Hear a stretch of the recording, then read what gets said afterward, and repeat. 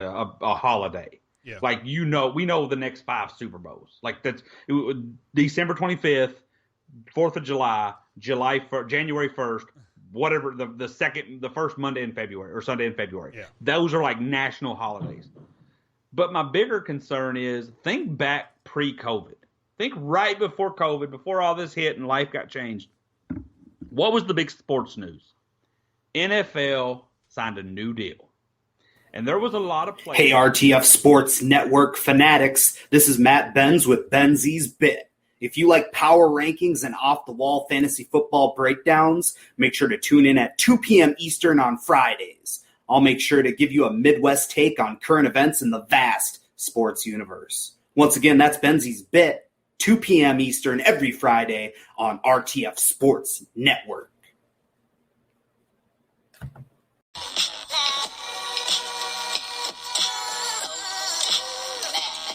You want to hear great sports content twice a week? Then don't miss Twist, the weekend sports talk. Every Monday and Thursday. New time, new days at 2 p.m. Eastern. Only on the RTF Sports Network.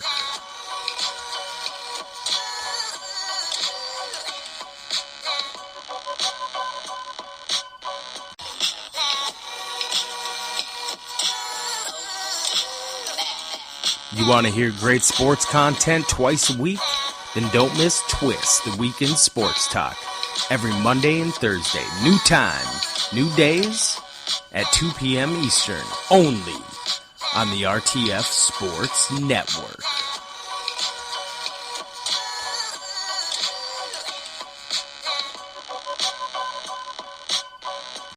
You can only rearrange your living room furniture so many times.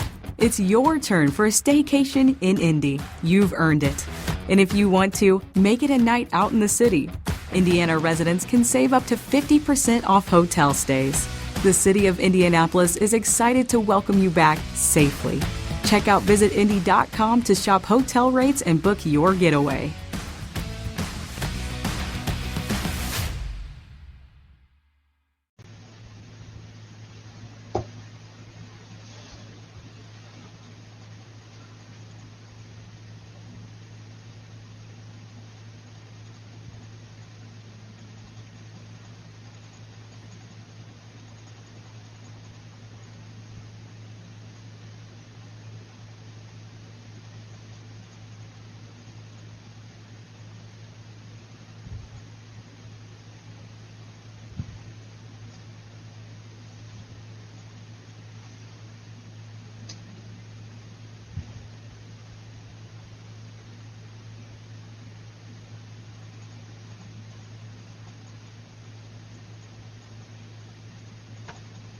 What's going on, everybody? It's your host, Wayne G. Hopefully you heard the intro music. I know that we were having some technical difficulties on our end, and you couldn't really hear it. I am joined only by Jesse today. Sully could not make it. I told you we were going to get rid of him soon. You know, all those awful remarks he's making about the Patriots. We were getting rid of him. I was trying to think of something really embarrassing, like he couldn't make it because he was doing, like, I don't know, some sort of a porn shoot or something, but he'd like that, so... all right, so yeah, the music we tried to get going, it didn't play last week, and I just played it now, and hopefully you guys can hear it on your end. I know Jesse couldn't hear it. I can hear it in my headphones, so hopefully you guys will hear everything. I have some sound to play today, and so if Jesse can't hear it, it's going to be very disappointing because it's good sound. So we'll go from there. If not, that's fine. Yeah, it'll be a little tough. I mean, we understand, you know, you guys' patience, and we appreciate it. So thank you guys for continuing to listen. All right. Now, again, we are live on the Facebook page. We're kind of like frazzled because we're all just rushing to get this done, and we didn't have our third host in. But we are on the Facebook page, RTF Sports page, the Infinity Sports page. You can watch this every Monday, every Wednesday, 7 p.m. Eastern Time. You can also watch us or listen to us on the RTFSportsNetwork.com, 1 o'clock Tuesdays and Thursdays. So definitely do that as well. Now, if you miss any part of the show or you can't hear the music, hopefully you'll hear the music, although I know you couldn't last time in the download. But you can download the episode at iTunes, Spotify, Stitcher. I got to change those dates. I haven't changed those yet. I have to make a mental note to change the times in the RTF. But that's where you can find us in terms of downloading the podcast. And, of course, you can reach out to us on social media. So, Jesse, why don't you run through the social media options with the fans? Most definitely. All right, everybody. We are on Facebook at Infinity Sports Podcast. We thank you, Wayne, for making it through all the trials and tribulations of that name change. Then we are over on Instagram. We post pictures multiple times a day. We're looking for comments there as well. We are at Infinity Sports Podcast. And with a slight curveball on Twitter, because it was a bit of a struggle getting the handle that we originally wanted, we are at Sports Infinity 5, and that is a play on the last segment of the show, our favorite segment and your favorite segment. Yeah, it's pretty cool. It is my favorite segment. I think most people enjoy that because it's kind of a personal touch. You get to know a little bit about us. It's not sports related. It's the most interactive. I think we all have differing opinions every time. I think very rarely throughout these have we had the same list or a couple of the same people. So it's awesome, and it's definitely our favorite segment. Strikeout Beer, what's up, guys? Thank you for joining us again. Yeah, thanks for tuning in. Hopefully you guys get to hear the intro music. If not, like I said, it's going to be surprising when I play. I have a video, actually, I'm going to play later, and hopefully there's some noise with it. Otherwise, it's going to be you're going to have to guess what they're saying. Going back to our brand here. So we've got my notes here. I'm going to be looking at my notes frequently because, again, very unprepared today. Obviously, you're free to interact with us. So Strikeout Bear, put a comment in. We will react with you guys. There is about a 30-second delay, so if you do say something, don't be surprised if it doesn't get brought up right away, or if you're reacting to something, then we kind of move on a little bit, because there is like that 30-second delay from the time we're speaking to the time we see the post. So, Wayne, what are we going to be talking about today? I know one portion of the show we're certainly going to be talking about the news. That's something we always touch, but another exciting segment, something I brought up, was Hall of Fame or not. That is a great segment, and now I did not write down the names. Hopefully you have the names there. Otherwise, I just pull. I absolutely have all the names that you gave us. All right, perfect. So that we'll go over that, and I'm actually going to show here the other bit of news before we talk about news is I do have an advertisement for the show. Ronnie Fields is going to be joining the show next Monday at 7 p.m. Obviously, when we do our show, hopefully all of our sound's working. He's going to join the show. It's really, really, really big get for us. So if you're a basketball fan, basically, you've probably heard of Earl Manigault, the GOAT, from New York City, Rucker Park. He's a legend in Rucker Park. Wayne, throw that picture back up. So the picture back up here. Boom. Who is in that picture with Ronnie Fields? That's Kevin Garnett. That was his teammate at Farragut Academy for 1 year. They won the state championship, I believe, or I'm not 100% sure. We'll have to ask him. But him and KG were teammates. And actually, Ronnie Fields was the number 2 high school player in the country in 1996 behind Kobe Bryant. Wow. So being on a team with KG, a guy that is in the incoming NBA Hall of Fame class, and Wayne has him coming on the show, Infinity Sports, on my birthday. Oh, nice. Well, it'll be a nice happy birthday for you. Great. I wrote a blog about Ronnie called Into the Shadows. It's on RTFSportsNetwork.com. If you go to the blog section, it's one of the first ones I did. And it really gives you a great rundown of his high school career, his post-high school career, and what he's up to now, which is really coaching youth basketball, doing basketball camps. And I've been in touch with him the past couple of weeks, and that's kind of what he's been doing. And so when I'm trying to nail down a time, he's like, I have camp that day or whatever. But it's really, really great what he's doing with the youth there in Chicago. Absolutely. We know the Chicago hoop scene has always been huge, so for us to be able to get a guy like this is amazing. And I remember back when you told Sully and I that you were going to be writing your blog about Ronnie Fields, and I was so sarcastic and snarky, and I was like, sick. I had no idea who it was. And then you said, I encourage you to look him up. It's a great story. And so I did. I looked him up, and then I actually read your blog, and I was just in love with this guy's story. So tough to see all the things he went through, to see the stardom he could have had, but for him to still be continuing in the game of basketball and dealing with youth, it's amazing that he's still in it. So really, really awesome that we're bringing this to you guys next Monday, guys. Come and see Ronnie Fields talk to you guys from Infinity Sports. All right, now Strikeout Beer is saying that my mic might not be coming through. Now you can hear me over there, so I'll actually just have to play with it during our news segment here. I'm gonna unplug and plug it back in. So have fun staring at the news graphic, everybody, while I play some music, which hopefully comes through, and enjoy. Figure it out.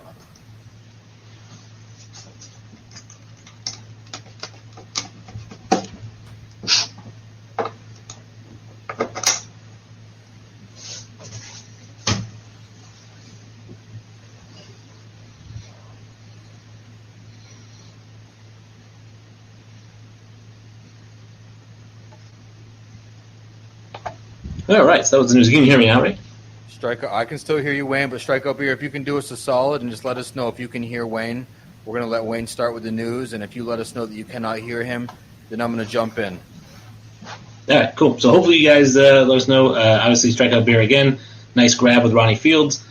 So we'll definitely be looking forward to that interview.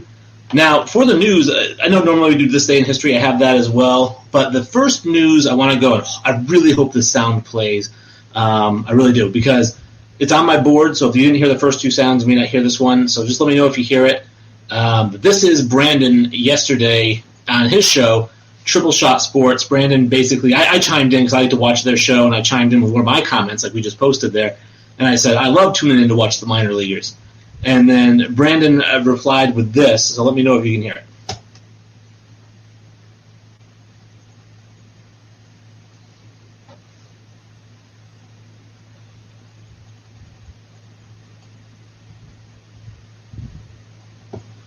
So he basically says, if whenever you have Jesse Bissonnette on your show, you can't call other shows minor leaguers. So he said, "Come at me, Jesse." So I'm going to go ahead and tighten up these gloves right here. Coombs, I cannot believe that you have the gall. You have the balls over there in Chicago to come at me. Let me tell you, you got your chance on podcasting on our show.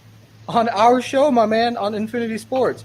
We gave you one opportunity. You fell on your face. I don't know why. I think Wayne felt guilty. We gave you a second opportunity for you to fall right back on your face. We had Brandon Coombs on about 3 months ago. We had Brandon Coombs on because he was doing a really neat segment, I thought, about MLB baseball players and the numbers that they wore and who wore the number or who was the best player for that specific number. And it was all decent. Coombs seemed to be getting some clickbait in some places. And let me tell you where he got the most clickbait and where he spent the most amount of time on our show going over. That is MLB jersey number 5. Strikeout Beer, Dylan Moran, Buck. I know all you guys are baseball fans. You all know some big number 5s. This schmuck Coombs went with Nomar Garcia Parra as your number 5. Are you kidding me? Over Joe DiMaggio?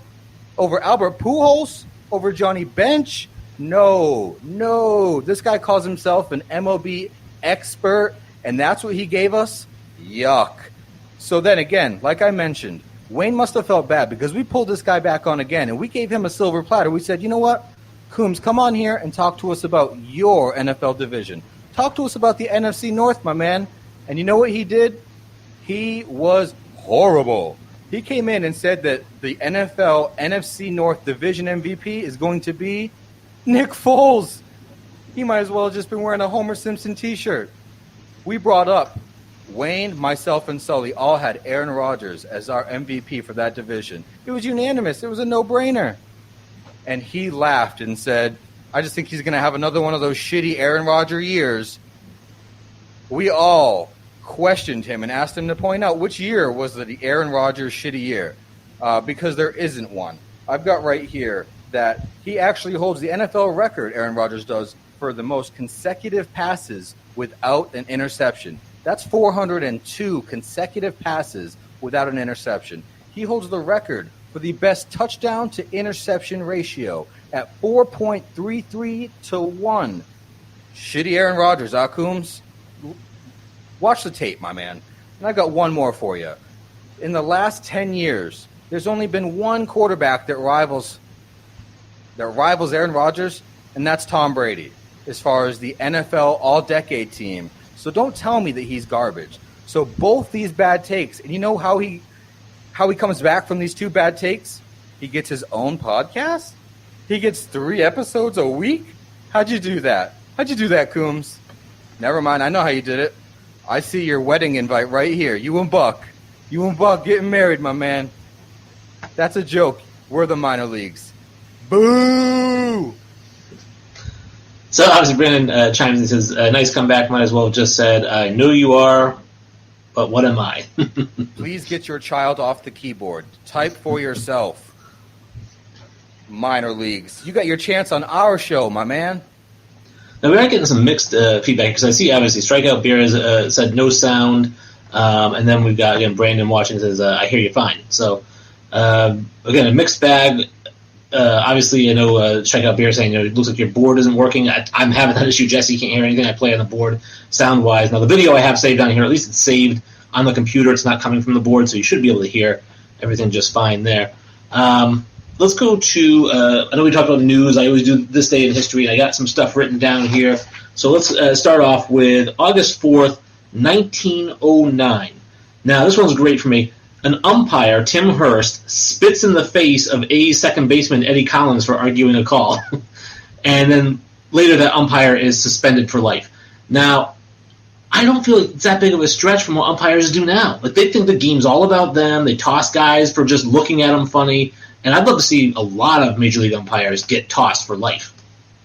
Yeah, I mean, specifically, there's that one instance where the Tigers pitcher actually had the perfect game nullified because of a horrible call by that umpire. So there's never a great reason to have an umpire. They seem to be out there for themselves. So get them out of here. And back in the day, Eddie Collins is known as one of the best second basemen of all time. So to spit in that guy's face, I mean, even today, if anybody spits in my face, I'm coming at him. So I can't believe an umpire had, the gall to do that to an amazing player. Well, and it went way back then. So, I mean, this whole umpire, whole testosterone raging thing that's been going on, it's been going on for 100+ years.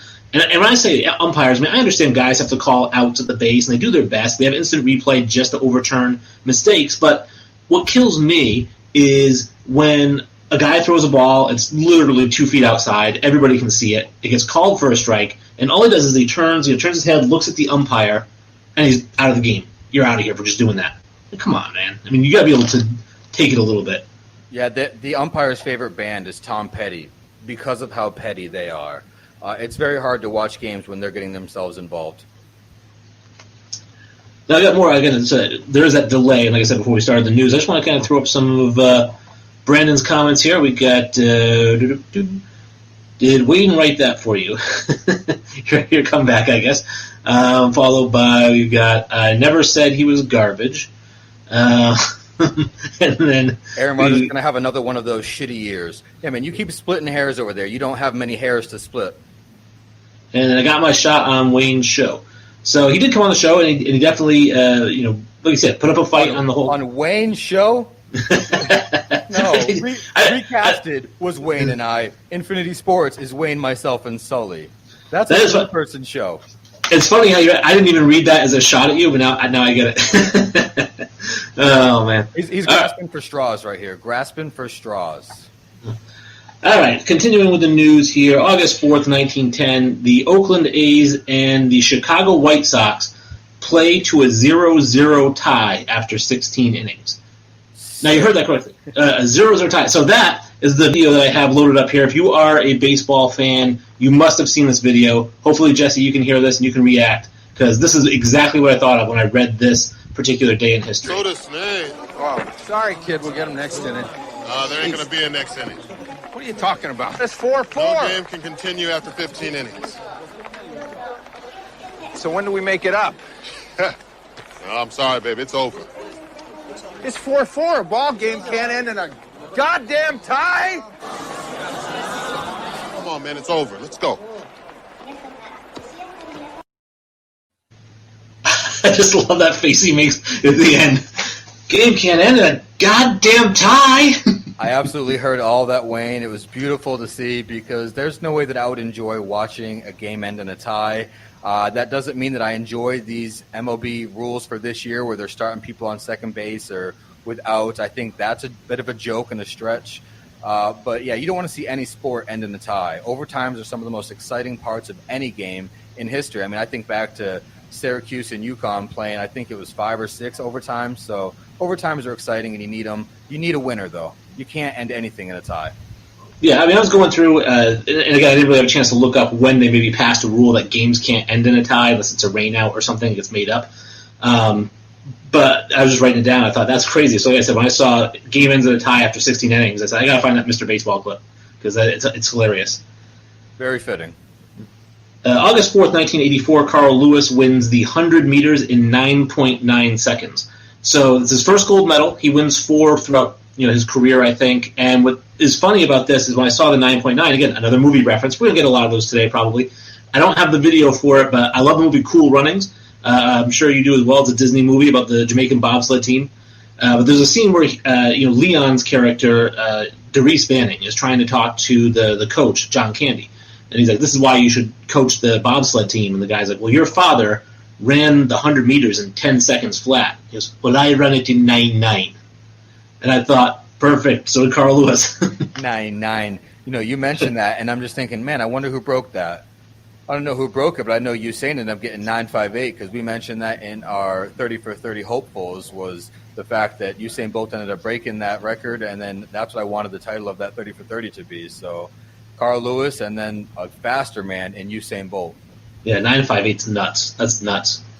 It's insane.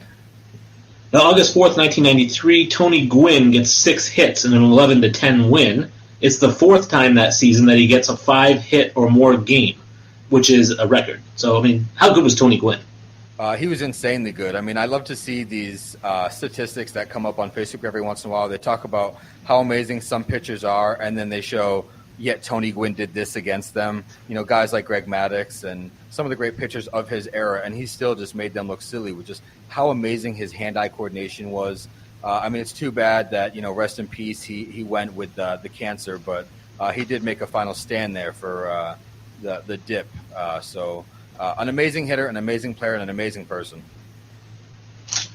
Now, I have here August 4th, 2007, 32-year-old Alex Rodriguez becomes the youngest player to hit 500 home runs. Now, we have this conversation all the time. I know it's very big on Brandon's show, and it was on the Great Debate as a bonus section, which is steroid players in the Hall of Fame. I think Alex Rodriguez should be in the Hall of Fame. He's one of the greatest players of all time. Absolutely. I think the positional versatility, the fact that he was great offensively and defensively, he certainly should be. He was amazing in Texas, in Seattle, in New York. Any team he went to, he made a huge impact. I can't say that I didn't want him on the Red Sox back in the day. There were rumors about the Sox trading Manny Ramirez in a package to get A-Rod, and I was on board then.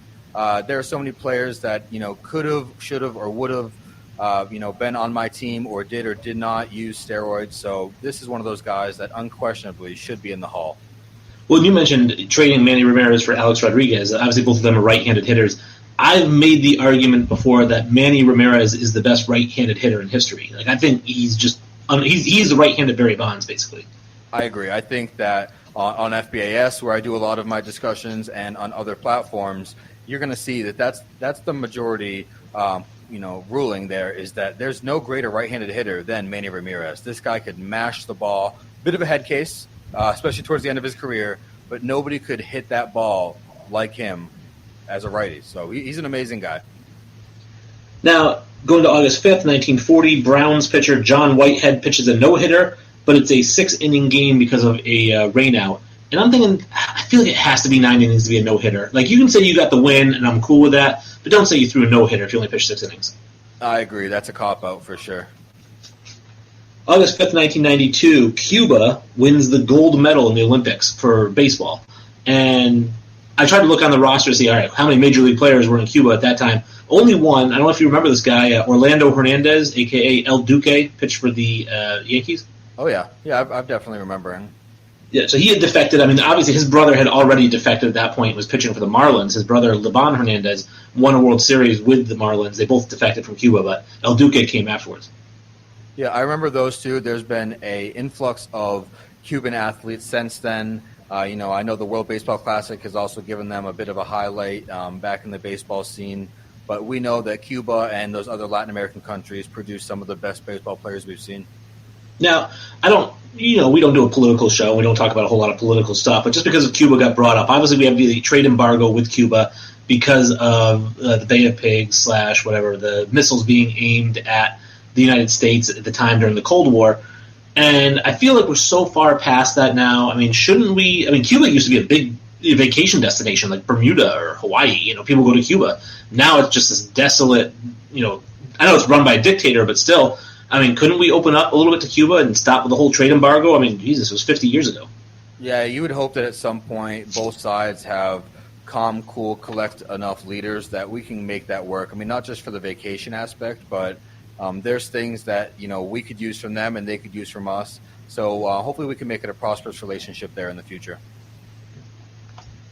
No, I'm not sure what this one is. So Brandon has here, I would hate these rules in 162, but for this season I'm fine with whatever the MLB wants to do. Oh, he must mean the overtime as a guy in second. Starting a man on second, those types of things. I don't love those edits. I remember when we were first introducing them, Sully wasn't a fan either.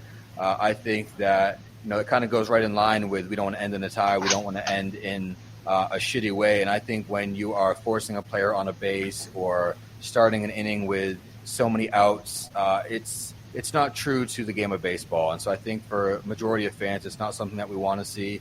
Maybe for a truncated season, we're okay in dealing with that. But for the most part, I think for every sport, we'd like to see it played just the way that we grew up watching it.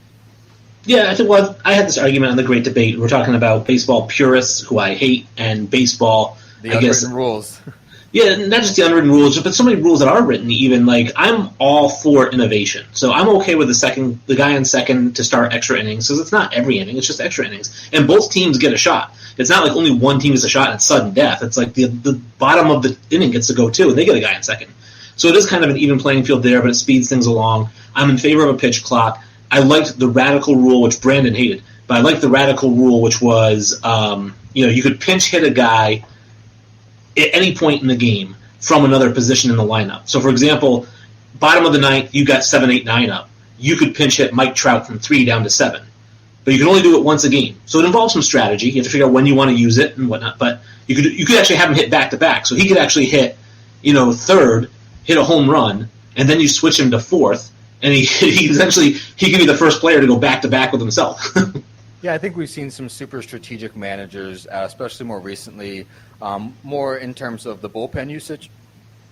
I think when you get into the playoffs, using those pitchers to the best of your advantage, whether you bring in starting pitchers out of the bullpen, but we've seen more critical decision-making happening in baseball games. So hopefully we continue to see that happen, and they're going to have it happen with these little trinkets of things that are changing, the little tweaks that are happening from Manfred.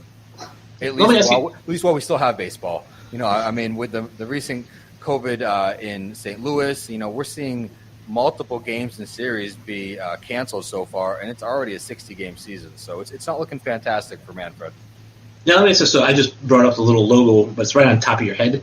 So I figured we could do that, or I also have the alternate screen here. Oh, yeah, I like that.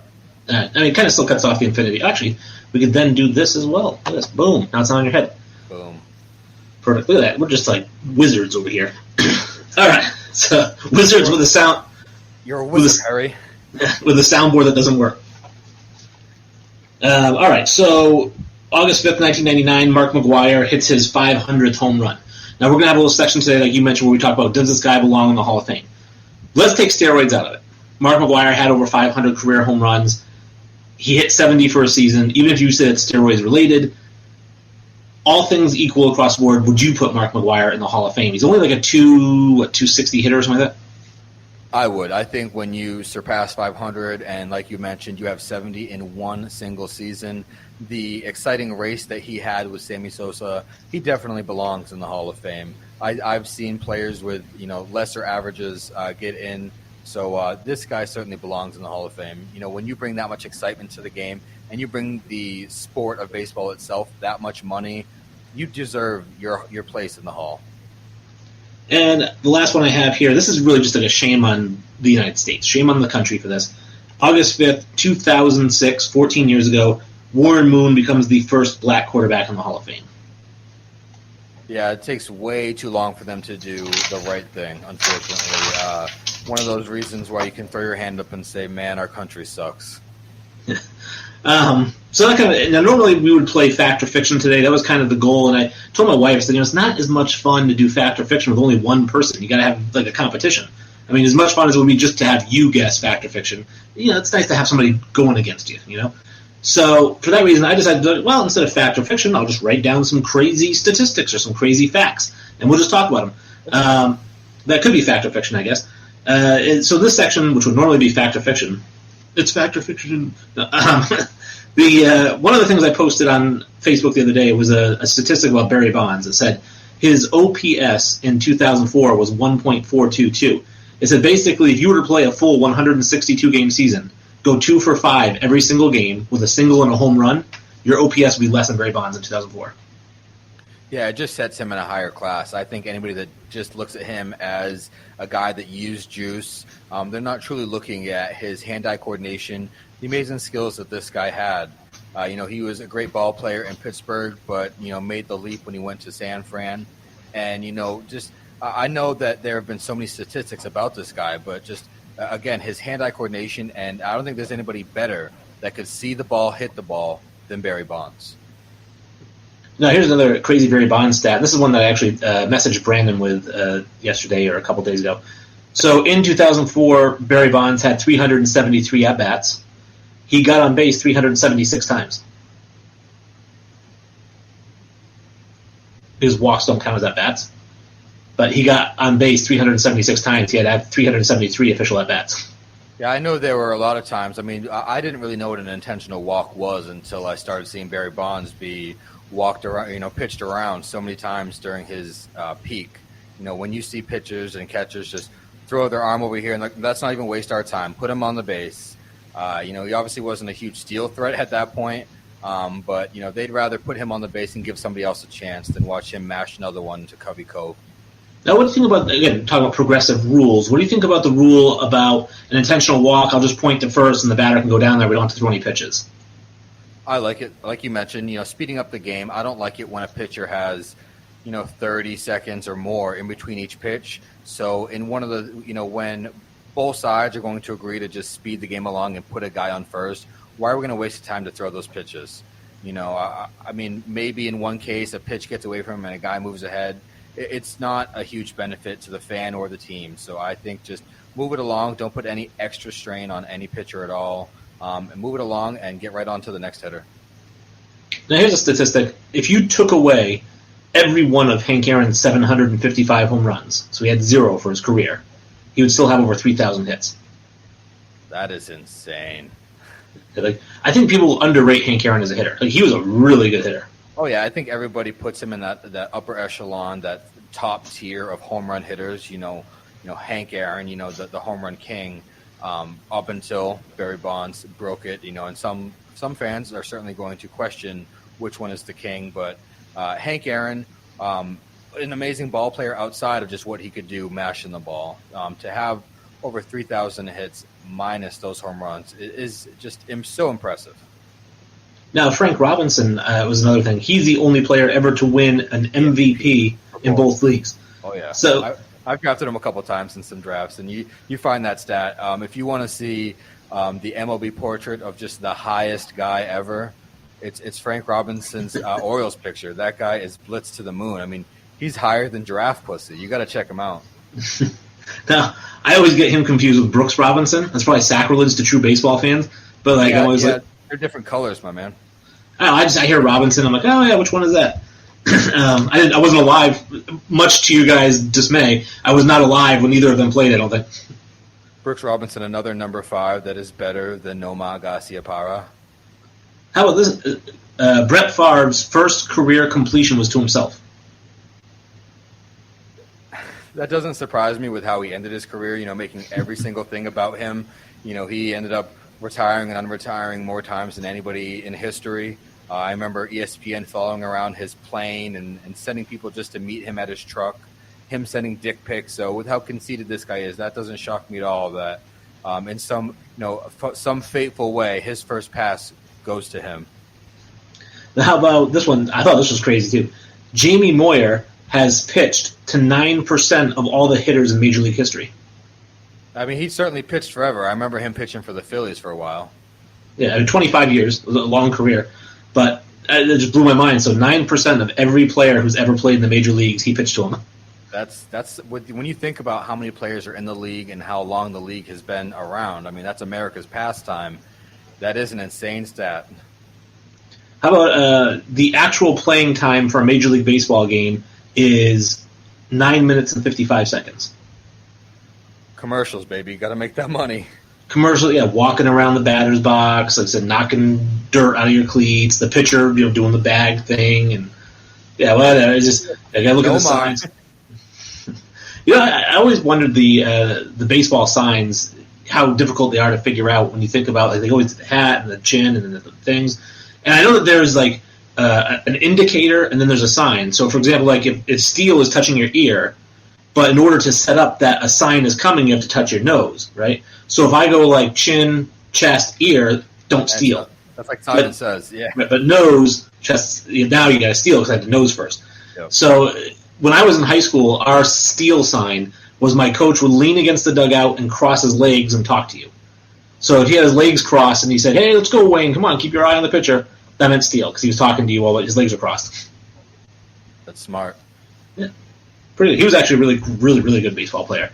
Let's see what we got here. John F. Kennedy's Golf Club sold at auction in 1996 to Arnold Schwarzenegger for $772,000. Now, obviously, he married into the family, so I wonder if it was something he was doing just to keep the clubs in the family. That wouldn't shock me. You know, Arnold's a wonderful movie actor, somebody that we've seen in tons of movies, but also a sports fan.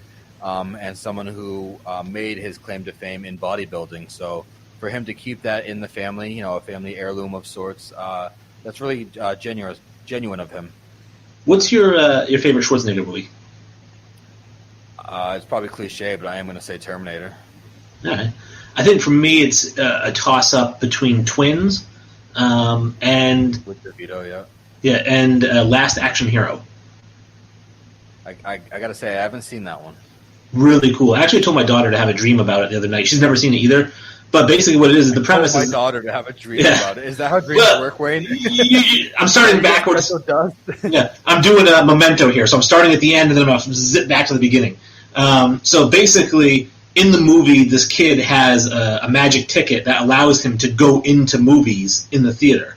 And so his favorite actor is Arnold Schwarzenegger, and he's the Jack Slater. He's going to see Jack Slater 4. Okay, yep, now I remember it. Yeah. So anyway, like a Jack the Ripper or something like that. Yeah, so like the bad guy has like an axe, and he's got like a weird face, and but the bad guy is played by from Game of Thrones, Tyrion's dad. Okay, yep, he's also the actor in. If you guys are comedy fans, Your Highness, he is the father of Franco and Danny McBride in that movie. I'm not going to remember the actor's name here, so he'll forgive us when he watches this. But I'll certainly have to rewatch that movie with my daughter because it's one that I remember now that you actually explain it, but not one I remember just off the cuff. Yeah, I like the comedy stuff he does. It's like the funniness. So here we go. Let's see. How many cows? I'm going to give you a guess here. This is kind of like a fact or fiction, but I'll give you a guess. How many cows to supply every football for an NFL season?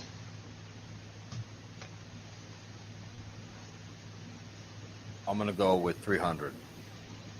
Ooh, 3,000. Oh, I was close. Yeah. You're off by 90%. No, I thought it was going to be higher than that. I thought it would be like 10,000, so I was surprised when I saw 3,000. That's an off-the-wall trivia question there. How many cows make up a football season? That's right. How about this one? Michael Phelps has more gold medals than 97 countries have. I'm going to say fact. Yeah, that's right. I'm kidding. Yeah, it's a weird stat. So he's like, if he were his own country, he would be 35th in gold medals. Oh, yeah, I mean, there's that amazing picture of him where I think he's wearing all of them, displaying all of them, at least all of them that he won in one particular event. So he's a superstar. I know that Sully wanted to see a 30 for 30 on him, and he certainly deserves it. Did you know that the Chicago Bulls, the year that Michael Jordan averaged 37.1 points per game, his career high, they were under 500 that year? That doesn't shock me. I mean, what year was that again? 86, 87. Yeah, so they didn't really have much on the team at that point. I mean, Harper wasn't there, was he? Rodman wasn't there. No Grant, no Pippen. Grant, yeah. So B.J. Armstrong, probably not there either. So, yeah, I mean, that team really had nobody, and he had to do everything, wear it all on his shoulders. That's probably why his ankles went. All right, let's see. 6 of Tim Tebow's 7 wins in 2011 were come-from-behind wins. That doesn't shock me. You know, when you got the Lord on your side, you can do anything. I really am still shocked he didn't get a starting job after Denver. I mean, he won a playoff game. He threw for 330 yards against the number 1 defense in the NFL. I just don't understand. That was the Steelers, right? Yeah. Yeah, and just beat them in that playoff game. I honestly think he deserved another chance. When you think of some of the guys that we still see in the league, Mike Glennon, Coombs boy, Mitch Trubisky, there are guys that don't belong in the league, and there are guys that certainly deserve more chances. So it sucks when a guy like that who did absolutely nothing to lose his opportunity. It's not like he had off-the-field problems. He had the opposite. I mean, people say he had baggage, but I don't think that's baggage at all. I think the guy was nothing but a winner on the field and in the locker room. How about from 1970 to 1979, Jack Nicklaus finished in the top 10 in 35 out of 40 majors? For a second, I thought you said Jack Nicklaus. I thought this was going to be like a front row seat to the Lakers question. Nicholson. Yeah. I know. Jack Nicklaus is one of the GOATs. I personally have Tiger Woods as the GOAT of golf, but when you have that type of record, it starts to be hard to question. Here's the baseball one for you. Again, we'll turn it to a little bit of a trivia here. How many World Series rings does Babe Ruth have? I'm going to go with 2. Really? He has 4. But I thought he'd have a lot more. I mean, he's the greatest player of all time. He played in the Murderer's Row. Only 4 World Series rings. Yogi Berra has 13. Oh, yeah. I mean, I knew that the most ever was going to belong to a Yankee, but I didn't think they started to really kind of hit their stride until just after him. He's super notable from going from the Sox to him and him being the GOAT to some, but I didn't think he had that many rings. I mean, I thought 2 was a decent guess. Now, shortly after Wilt Chamberlain had his 100-point game, he had a game where he had 25 points, 22 rebounds, 21 assists. To this day, nobody has ever done 20-20-20 besides him. That doesn't shock me. He is, I think, the best athletic specimen that the NBA has ever seen. I think that, like you and Sully will fight for, I'm not going to be as advantageous on the keyboard on Facebook, but I will say it right here for anybody to listen to live and whenever they want on all the platforms they want. But Wilt Chamberlain is the best athlete the NBA has ever seen. When you consider all the stuff that the athletes of today have, Wilt did not have that, and he could do things that players today can't even dream of. Yeah, I actually watched this interview, and it was Wilt Chamberlain and Bill Russell, and Ahmad Rashad was interviewing them. And it was great because at one point Ahmad Rashad asked Wilt Chamberlain, he goes, how many points per game would you average in today's NBA? Because this must have been 1995, 97 range, right? He goes, how many points per game would you average in today's NBA? And Wilt Chamberlain goes, you mean now at this age? And no, when you were younger. And Bill Russell goes, I'll tell you what. And Wilt Chamberlain goes, no, I can talk for myself. He goes, listen. He goes, if I played today at 60 years old, I'd average 30. If I played when I was 30, I'd average 60. That's insane. I mean, today again, he was asked that question before the three-point line had really exploded to what it has become now with Steph Curry and other players. But I don't think it would have mattered. This guy would have played amazing defense, offense. That 20-20-20 game is an impeccable feat. And the last one I have here, Crazy's made 142 consecutive cuts. That surpassed Jack Nicklaus, who had made 105 consecutive cuts. Third place, 40. When you consider golf is you have to defeat the field and you have to defeat the course. Golf is one of the toughest sports out there.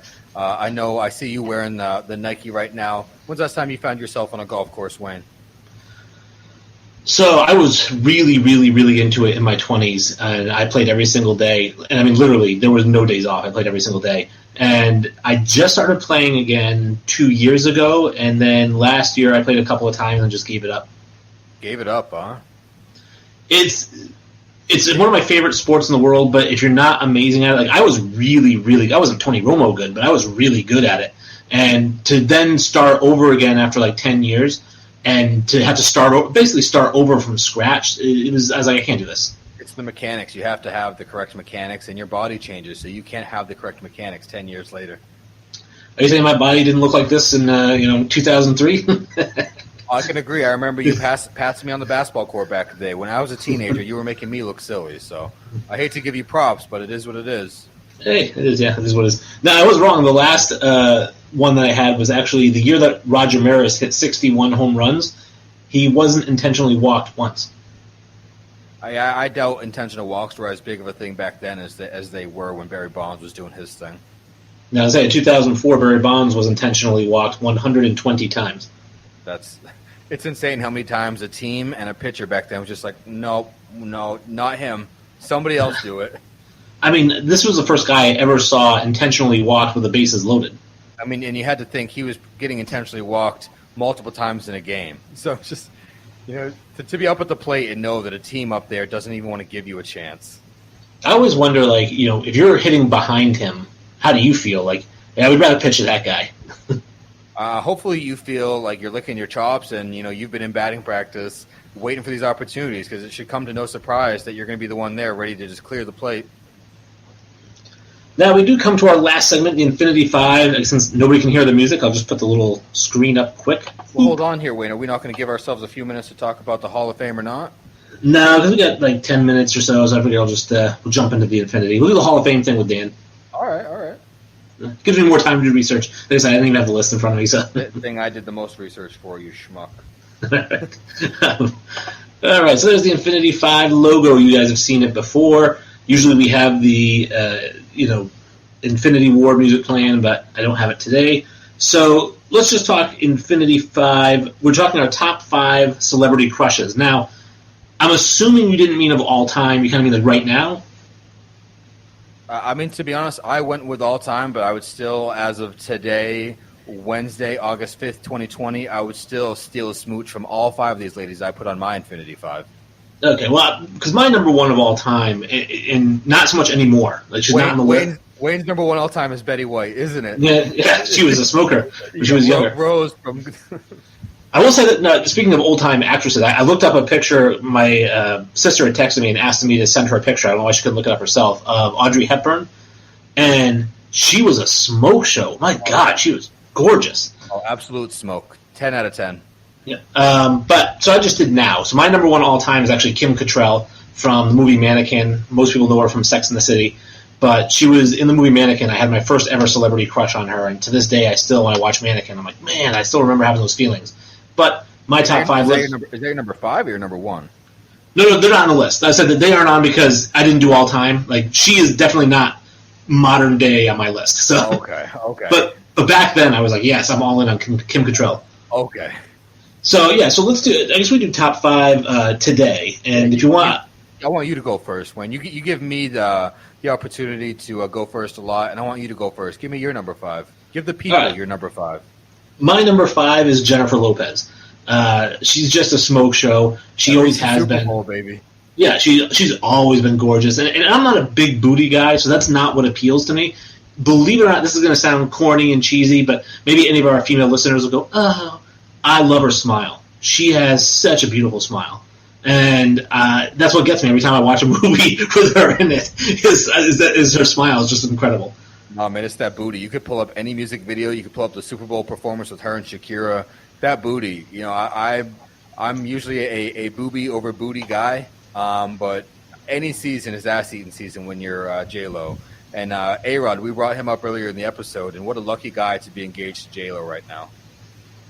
My number 5 is pretty good. That just sounds coming. My number 5 is probably pretty close to the same age, and that's somebody that I fell madly in crush with when I saw her in Tomb Raider, and that was Angelina Jolie. Her performance as Lara Croft, her breasticles inside that shirt, her holding the pistols. She is an absolute smoke show. She's got the most luscious, full lips I've ever seen, and Angelina Jolie is my OG celebrity crush. Yeah, she's great. Nothing wrong with her. And I think even to this day, I love Mr. and Mrs. Smith.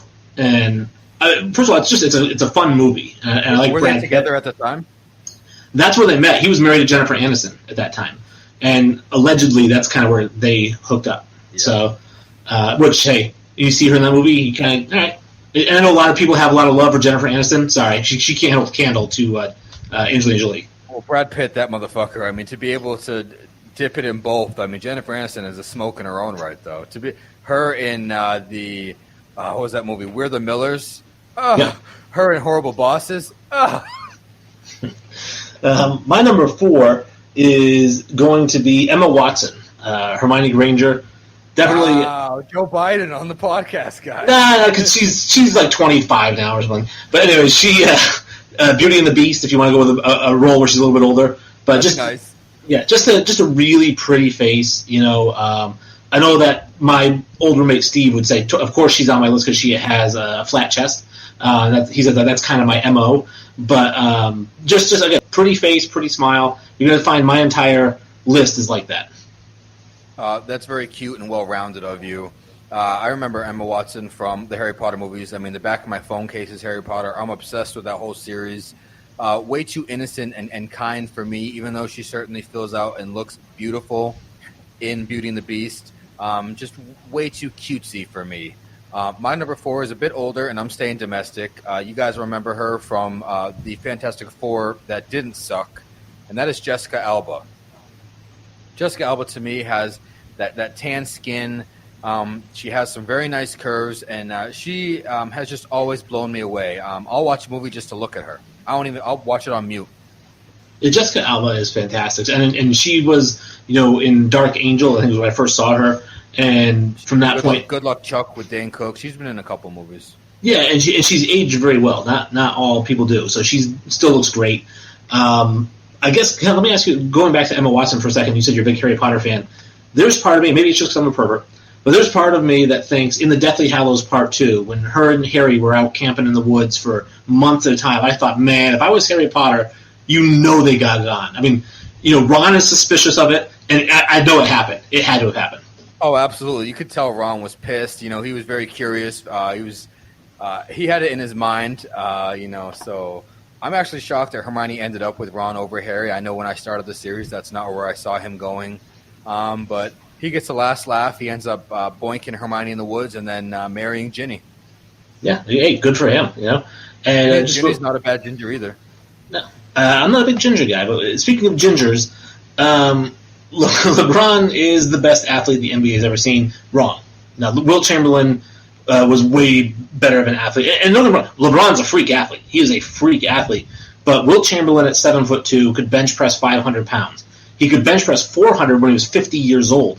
He ran the 100 meters in 11 seconds. Bring up his speed, yeah. He had a 40, I think they said 48 or 47-inch vertical, which even if it's exaggerated, it was like 40. At 7'2", he could hit his elbow on the top of the backboard. Yeah, everybody, the host of Triple Shot Sports is Brandon, prisoner of the moment, Coombs.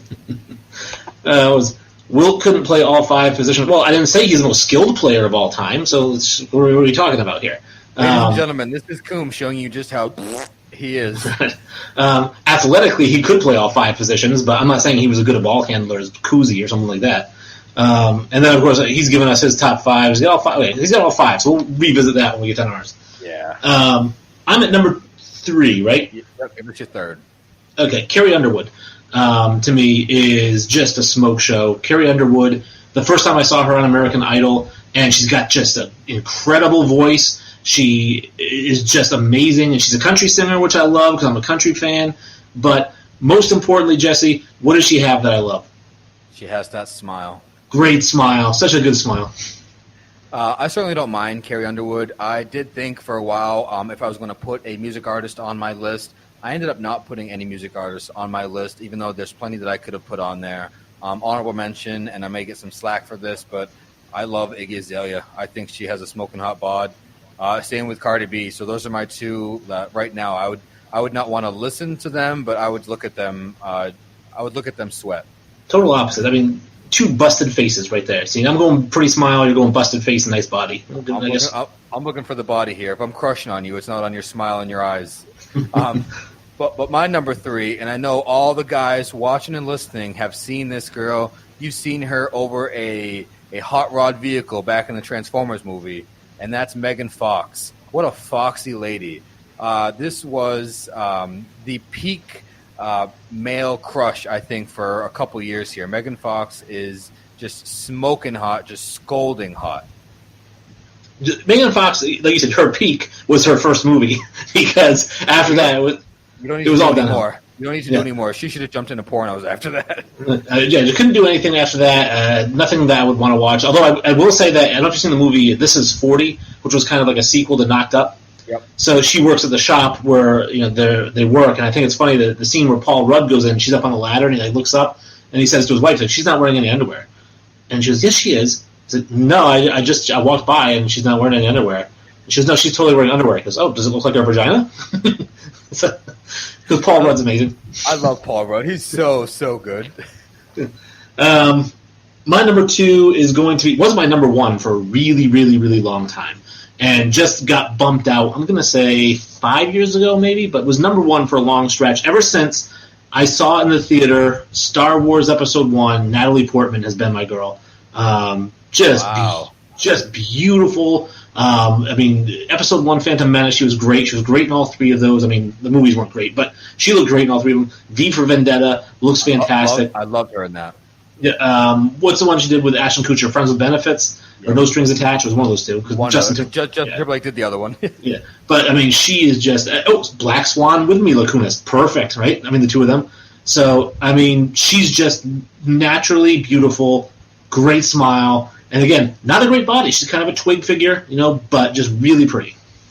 Yeah, speaking of Mila Kunis, she's not going to make my list, but the movie Forgetting Sarah Marshall, you actually see her booblies. Yep, you do. Not upset about it. And not to take away from her in that movie, I thought Jason Segel was hilarious in that movie, and I learned the Dracula musical, and I actually sang it all the time.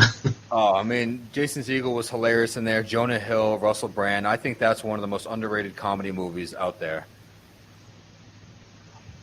All right, so for my number 2, and this was my number 2 for a while until I ended up getting a sickness for the thickness. So my number 1 for the longest time, and she's been in a lot of things, but most recently she's been in a couple Marvel movies, and that is Scarlett Johansson.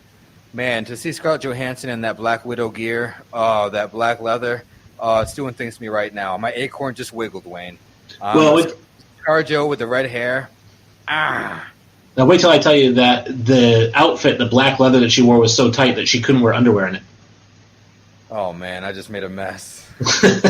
So, my number 1, overtaking Natalie Portman, like I said, about 5 years ago, is Miley Cyrus. I'm such a big Miley Cyrus fan. Again, another kind of stick figure kind of person, and beautiful smile. I love her smile. But the thing that I love about her, and this is when I started getting to my whole crazy thing, she's got like the crazy look to her. Like she's a little bit nuts. You came in on a wrecking ball, Wayne. There's something so sexy about a crazy woman. Like we talk about Harry Potter. Something about Bellatrix is hot. I don't know what it is. Like she's just crazy, and I love it. And so Miley Cyrus is real life crazy, and she's easy on the eyes. Yeah, I can't be dishonest with you here, Wayne. There's a couple music videos that I will put on just so I can watch her shake her hips and smile. She does have one of the best smiles that can be seen these days. You don't see it all too often. She was certainly more available on Hannah Montana, which I'm sure your daughter watched. You have 2 real youngins on your list here, Wayne. Watch out.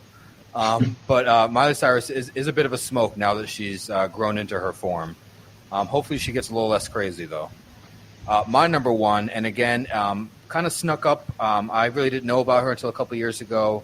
Maybe not a ton of people will know about her, but she is the first plus-size supermodel that ended up on the cover of Sports Illustrated. That is Ashley Graham.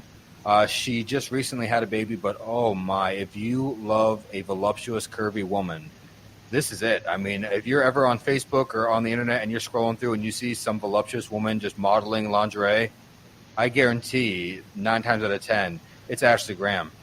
She has every curve that you'd want and then more. I would bathe in her sweat, Wayne. I would. All right. Well, on that note, let's see what we got for Brandon's list. So Brandon, Megan Fox, number 1. Alyssa Milano, Gwen Stefani, Shakira is a really good pick.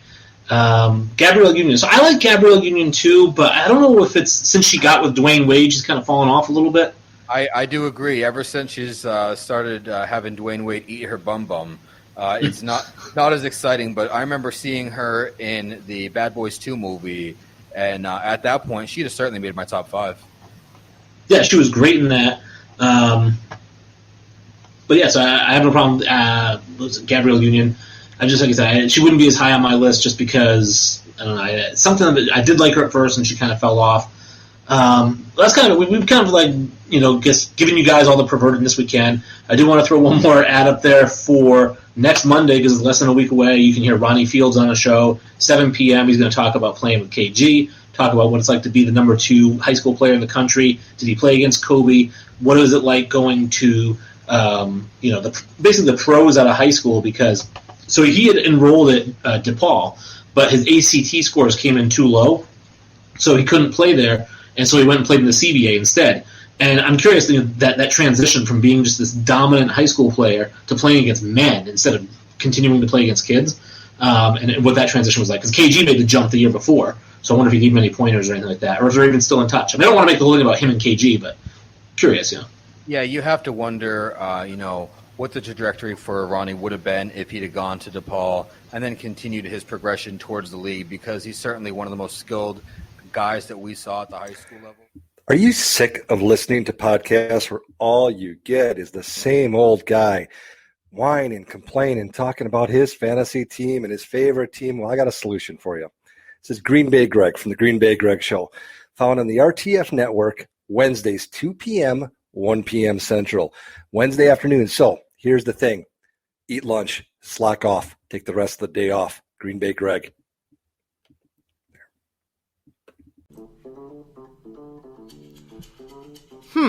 I wonder what I'll do now that I don't have to share the stage with my co-host from Twist, the Week in Sports Talk. Whatever I want. Tune in to Mike on the Mic for a fresh take on sports and life on the RTF Sports Network.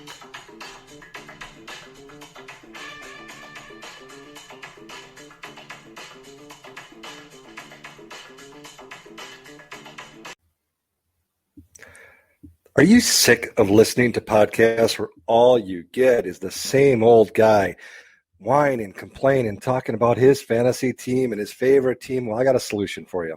This is Green Bay Greg from the Green Bay Greg Show, found on the RTF Network, Wednesdays, 2 p.m., 1 p.m. Central, Wednesday afternoon. So here's the thing. Eat lunch, slack off, take the rest of the day off. Green Bay Greg.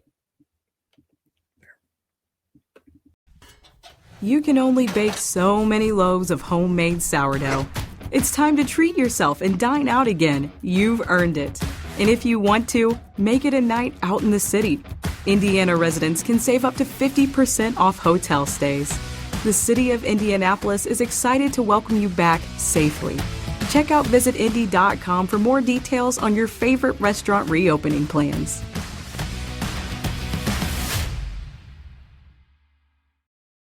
What do you get when you put 2 Minnesotans and a guy from Wisconsin together? Twist. The Week in Sports Talk. Get ready for some sports chatter where there's sure to be laughing, arguing, and maybe even crying. Now, here are your hosts, Mike Reeves, Matt Benz, and Greg Green Bay Bauman. Swanging around with Chief there. So. Right, exactly. Chief and I did look at each other like, do we need the gun? Yeah, mine's will grab it. That's all right. I wouldn't have been shocked. So, yeah, here we are. Another episode. Would you just show us? No, just in case we don't know what we look like. I was just sharing to all of our platforms because, we are live. We are. We are a live interactive show. Something like that. We're live on Twist, on RTF Sports Network, Raise the flag. Twin Cities Network. TCN. You can find us on iHeartRadio, on Spotify. You can find us everywhere. The YouTube? We do have the YouTube We channel. have the YouTube. That's specifically for the Baumans. We also have a .com. There is a .com. What is it? TwistSportsTalk.com. No, Wow. He guessed. A little hesitant there. He guessed. It's all right. No, like I said, I'm about 80% sure I know what it is. So we do have an awesome guest today, but we're going to wait on that for a little bit. We got Aaron Torres from Fox Sports. We are Fox Sports. I love it. So we've got him coming in, but we'll get right down to headlines. Let's do it. Get a little buffer. So a lot going on this week. We'll start out with Antonio Brown. AB 8-4.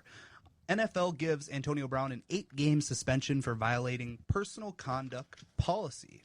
Brown has been the subject of the NFL investigation following an accusation of sexual misconduct at his home by an artist who was working there in 2017. He also pled no contest in June to felony burglary with battery charge and 2 lesser misdemeanor charges related to a January incident with a moving truck company outside of his home in Hollywood, Florida. Wow. I don't mean to cut you off, but I'm gonna. Go ahead. We're going to get to Aaron Torres. Why not? Let's fucking do it. That's Bring fine. it. We're going to bring him on. He just messaged. He's ready to roll. We Look are. at that. Nice. We are Twist. We are. All of our interviews are brought to you by Bricks Boat Works. Bricks. Shakopee, your local marine and boat repair. Love it. All right. Anyone that cuts off Matt, I'm a fan of. So Yeah, that's this is fine. gonna be a great.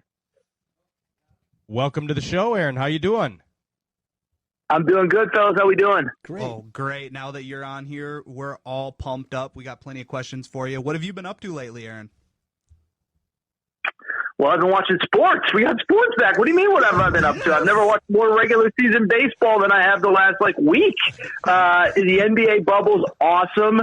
Obviously, there's some stuff going on with MLB and college football. But, no, man, I think I give so much credit to all these sports for figuring out a way. I give credit to the players, the commissioners, everybody, man. It's just been awesome to have sports back on the TV, guys. I'll tell you, I can't tell you the last time I watched hockey. I don't know if we're recording live or not, but I got the hockey bubble is just starting. I got hockey on. It's been a great couple weeks to get back to some sense of normalcy. Awesome. Yeah, I love it. I was watching, one game after another on Thursday night, basketball, and then last night, I'm a Bucks fan, so I was watching that. And then what I thought was so cool about it is not having fans there. You get to listen to all these guys banter back and forth with each other, and I didn't realize how much shit talker Kuzma was from Thursday night. That guy doesn't shut up. Oh yeah. Yeah, it's been awesome, man. It's been awesome to get all these sports back, and starting to feel a little bit sense of normalcy. And like I said, I give everybody so much credit for doing this. The one thing I wanted to get into right away, and I saw you were tweeting about it too, that's at Aaron_Torres. You can find him on the tweet machine. So we do fishbowl bets here on Twist, and Ben's over here and I had a fishbowl bet of who would score more opening night, Zion or LeBron. I won and had LeBron. You have Zion Williamson, who's supposed to be the next face of the NBA, who's had 4 months, really to recover and be good and ready to roll, and then he's on a minute restriction. What did he play? 15 minutes, 13 points.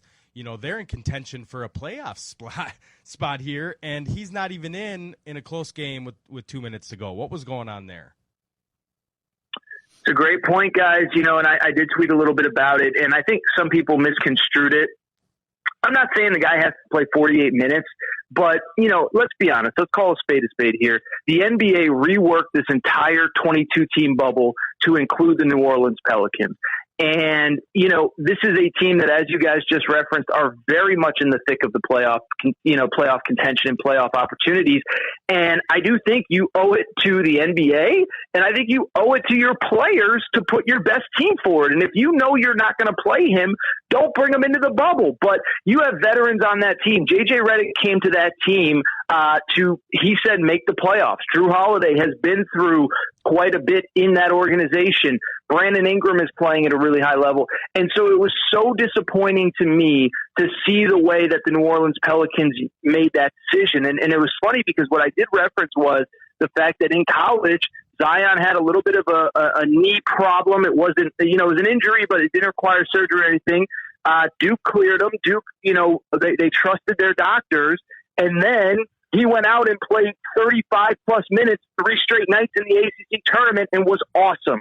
And so I understand that this is a 10-year process. This isn't a 10-week process in the bubble. But to not have him play when it mattered most, it was so disappointing. It was so bizarre. And to your guys' point, he had 4 months off. Everybody's a little bit rusty. Nobody's at 100%. Nobody's in complete game shape. So there is no better time that you should be getting him out there and getting him reps, not to mention that, again, you're in the mix of a playoff race. It was just such a disappointing thing to see on Thursday night from the Pelicans. What I thought was so ironic about that was when he was in, all they were talking about was how yoked he looked. how just in shape, how we focused those 4 months on being in shape, and then they didn't, promote that. You just said yoked. Yeah. Yes, I did. That's phenomenal. I also correctly used the word ironic. Yeah, Green Bay Greg over here is 87 years old. He's so to learning hear slang. him say yoke is pretty professional. just fantastic. Yeah, Thanks, that's Greg. good. Yeah, Greg, what did you want to ask him anything about what he thought of your Bucks? Yeah, I was just gonna say. So the comparison I was gonna make is there's a big difference between Zion and Giannis, who is on a minutes restriction. Really, what'd you think about the way they came out last night, Milwaukee? Yeah, I was hosting radio at that point, so I didn't get to watch minute by minute. But as a guy who I cover a lot of college basketball, and so I don't get to watch a ton of NBA regular season. I mean, I know how good Giannis is, but to see, how well that team continues to move the ball, continues to shoot the ball. And let's be honest. I mean, this is no disrespect. And maybe as a Bucks fan, you'll be offended by it. I don't know. But I mean, if you look at the roster talent across the two teams, I think you would agree that Boston probably has more upper level players with Jason Tatum and Gordon Hayward. I know Kemba Walker really didn't play on Friday night. But Jaylen Brown's really good. But to just see the way that team plays with each other, and off of a rest break, how awesome they looked, it really was impressive and pretty incredible. I will add this, if you're a Bucks fan, is we do on our show, we do a gambling segment, and one of our gambling experts lives in Vegas, is a really good handicapper. He is adamant. He is beyond confident that the Bucks are going to win this thing because he believes that the most important thing in this restart, start and stop, go into a bubble, unprecedented circumstances is just continuity. Now, I don't know that I necessarily agree with that, but I find it very interesting, and he is adamant that the Bucks are going to win the championship. And so what I will say is that opening night performance against the Celtics, I think reflected the idea that continuity may be undervalued and underappreciated here. And I think it's safe to say that of all the major contenders, nobody has more continuity than the Bucks do from last year to this year. Yeah, and actually, I'm not offended. My dad and I were actually talking about that last night, that if you were to draft both teams from last night, you would take Giannis first, but then your next 4 or 5 players would probably be from Boston. Yeah, exactly. So I'm going to transition a little bit, Aaron. I'm going to transition over into college football in the pending season. Mm-hmm. What are your thoughts? I know Pac-12 just recently approved the 10-game conference-only slate for football. Big Ten, things of that nature. Are you for, against? What are your thoughts on it being a conference-only slate? I think it's what the power conferences believe is the safest and best way to get actual games on the field. And if that's the case, I can't blame them one bit, and what I keep going back to, and I keep saying, and other people in the media don't like me saying it because we're supposed to say that, they're college athletes and, all the old, people are just trying to make money off of them. But what I go back to is actual conversations with players, with families. The players want to play this season. The players need this season. The players have been working their whole lives to put themselves in a position to get drafted by the NFL, play at the highest level to get on the NFL's radar, whatever the case may be. And so I think the players want to play. They obviously want to be safe, but they want to play. And so anything that needs to happen to get them on the field, I'm in favor of it. If that means eliminating out-of-conference games, I hate it. It sucks that we're not going to get Michigan, Washington, Ohio State, Oregon, Virginia, Georgia. It sucks that we're not going to get those games. LSU, Texas. It really sucks that we're not going to get those games. But if the alternative is we get something close to 8, 9, 10, 11 straight weeks of college football starting September, 12th or whatever, I'm in favor of it. I'm all on board with it. And so I think that this week showed to me, especially with the SEC's decision, that these leaders are concerned about what is going to happen when kids come back to campus. And I thought the September 26th date for the SEC was very interesting because what they're basically saying is the one thing that we can't account for is what happens when our kids start going to class with other kids and what happens when schools start having kids come to campus and people from the outside come in to work at the school and all that stuff. And so it stinks. I wish we were getting football August 29th. In theory, the Big 12, as we're recording here, is still planning to play August 29th. I don't know that that's going to happen. But I do understand why these power conferences are making these decisions, and I just hope that it is a safe way to get a product on the field. And I really do hope we get college football here soon. Yeah, I definitely agree. Now, my last question for you, Aaron, is going to be about Notre Dame. And being in the ACC, the commissioner basically of ACC said that it's a win-win for both. What are your feelings on that?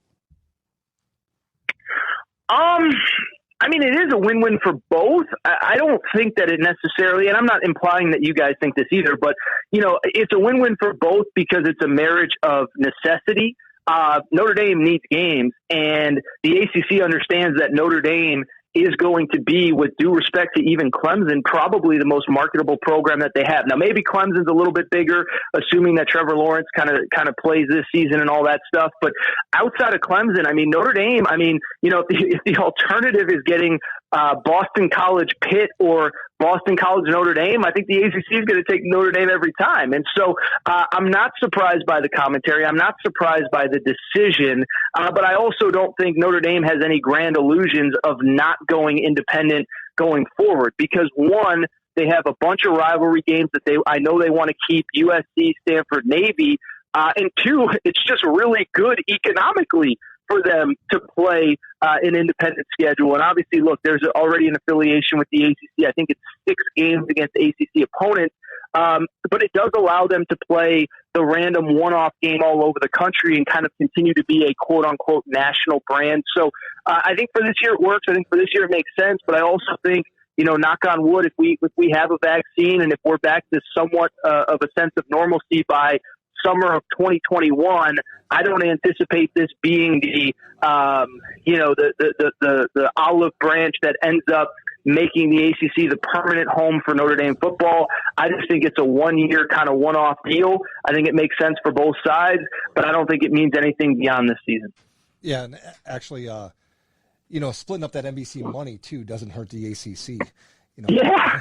Well, it was kind of funny because I did see that commentary from some other writers is like, oh, what a deal the ACC got splitting up that TV money. It's like, well, what choice did Notre Dame have? The alternative is, you play a bunch of, Akrons and, you weren't going to get those high profile games from any other conference.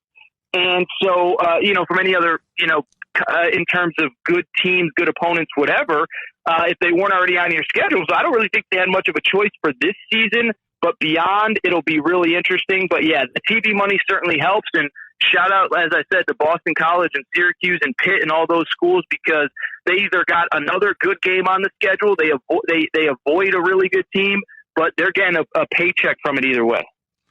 So we look at kind of the bubble versus the not bubble. College football is kind of up in the air. The NFL has kind of the same outline as what Major League Baseball is doing, and they're in trouble. What are your thoughts on, who's going to succeed? To me, I don't even think the NBA is testing. They're so, we have 0 positive tests. It's because everybody entered the bubble. They took one test and they stopped. I think they signed I think they signed something before that said, look, if you're going to come to the bubble, you're gonna get it, and we're gonna move forward. And I truly believe that. And if the NFL is gonna succeed, I think you just move forward and fake it to make it. Yeah, definitely. That's a hell of a take. I haven't heard that one anywhere. That's what he does. That's what we do here on Twist. We give hella takes. No, well, I don't know if there's any secret, under the radar. Thing that nobody knows about. But what I will say is that was there a question, or was it just you were just setting up that you believe that there's a conspiracy in the bubble? Well, I threw it out there too, but kind of my question is, we've seen success in the bubble. Sure. Is that going to be kind of, are they going to finish out? Do you think MLB's not, college football going to start? What do you think these sports outlines and how their seasons are going to go? Yeah. What I would say real quick is I think the bubble sports are going to work. I think they are working. The NHL testing has been through the roof. NBA testing has been phenomenal. I do think they're still testing, by the way, because I just think there would be some insane lawsuit if anybody got sick, didn't know it, and had to get hospitalized or potentially die. But I know statistically that's not going to happen, but I do think they're still testing pretty regularly. But obviously, look, I think the bubble sports are going to continue. I think they're going to be successful. I do think we're at an interesting crossroads with the non-bubble sports as we're recording here. I don't know if this is live or if it's going to be on tape and shared later, but, we're recording here Saturday morning, Saturday afternoon at a time when more MLB tests are coming out positive, more MLB games are being postponed, and it's kind of tough because I kind of see both sides. On Friday, Rob Manfred basically said to the Players Association, like, if you don't get your guys in check, we're going to have to postpone or cancel this season. But what I would say is it's weird because I kind of see it from both sides of, like, from the MLB's perspective, when you started in a non-bubble, you kind of did it with this understanding that there was going to be positive tests. And so I know the Miami Marlins deal is a little bit of a different story because of the fact that, 17, 18 guys tested positive. But like with the St. Louis Cardinals having 2 positive tests, it feels like, isn't that kind of why we expanded rosters? Isn't it, aren't we just going to try to soldier through this, play our 60 games and get the heck out of here? So it's interesting. I don't know what the answer is. I do think what it's showing is that playing games outside of a bubble is going to be a challenge. Guys are just going to come into contact with a lot more other people. And then I think you add in the fact that, oh, by the way, you're also having guys, at least in baseball and really in college football too, we've seen this, that can't control themselves in terms of going out to bars, going out at night, all that stuff. And so I think that is one of the things that comes with this situation is that they have to figure out a way to keep the players in check. They have to make sure that the players are doing what they're supposed to do away from the facility, away from the ballpark, all that stuff. I'm still optimistic, but it's decreasing optimism every single day. And I will say, I don't know this for sure, but I have to imagine that Roger Goodell is looking at what's going on with Major League Baseball and starting to think to himself, is there any way we can create some sort of bubble? Because it just might not be possible to do this without a bubble. Yeah, 100% agree, and I hope so for fantasy football's sake. Yes, definitely. Yeah, we all do, man. We all do. So awesome. Yeah, well, appreciate you coming on, Aaron. I'm glad we could finally coordinate and get something worked out. We'd love to have you back on in the future as well. Yeah. What's the Yeah, no. Pleasure. It was mine, guys. I really enjoyed it. And anytime you need me, just holler. I'm around. Awesome. Appreciate it. Thanks, Aaron. So once again, that was Aaron Torres. His Twitter handle is @Aaron_Torres. I don't need to fucking say the Twitter handle because beautiful thing. I made a goddamn fucking art design for our show for it that has it on there, Greg. We also have Greg, people, we got to know this. We also have people who are just listening on RTF Sports Network. Yes. Very true. Good call, Greg. Good call, Greg. That's why we keep you around. Once again, that interview is sponsored by Bricks Footworks. Beautiful. All right, so back to the headline. Here we go.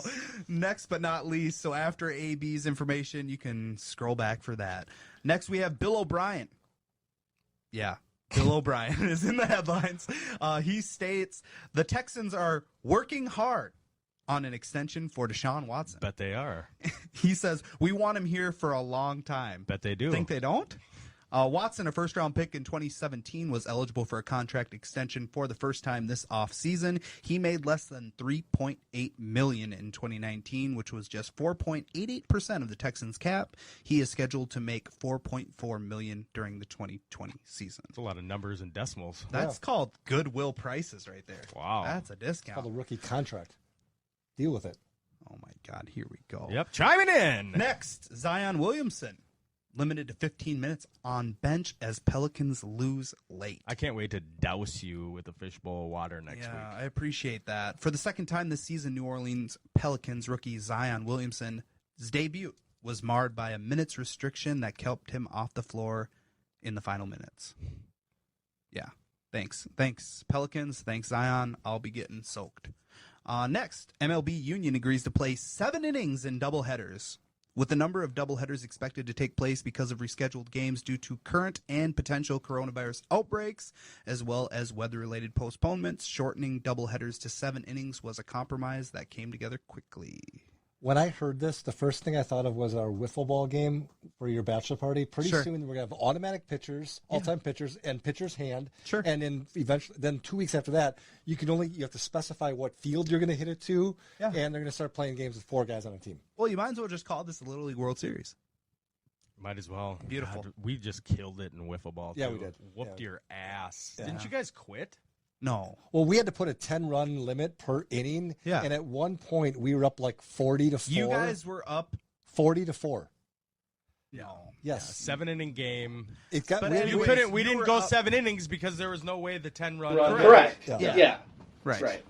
Good for you guys. I'm proud of you guys. Headline of the week. LaShawn McCoy agrees to a one-year contract with Tom Brady and the Bucs. Can he be productive, or is his career over? It's over. I mean, the thing is, if he's gonna be productive anywhere, it would be there where they have every other weapon on the planet. But he's not gonna do shit. Why not bring in Devontae Freeman? Yeah. What's he doing? Chilling. Smoking mad herb. God. Kicking He's it. what, 27? Sure. Shady's, You got Shady for the veteran minimum, though.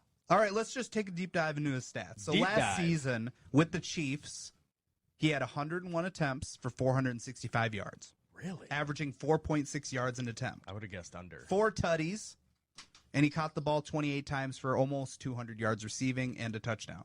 So 5 touchdowns, 600 yards. Yeah, so if you go back to 2017, 2 years ago, he had 287 attempts, so a little over double, but he had 1,100 yards rushing and almost 500 yards receiving. So if he gets the numbers, he's there, but can he stay healthy? That's the tough part about it. Right? I think the biggest problem with your sheet that you have there is when you're talking about a running back and your year-over-year stats page takes up more than half the page, he's a little long in the tooth. You might, to Mike's point, you might want to bring in someone who's, I don't know, younger. 11th season.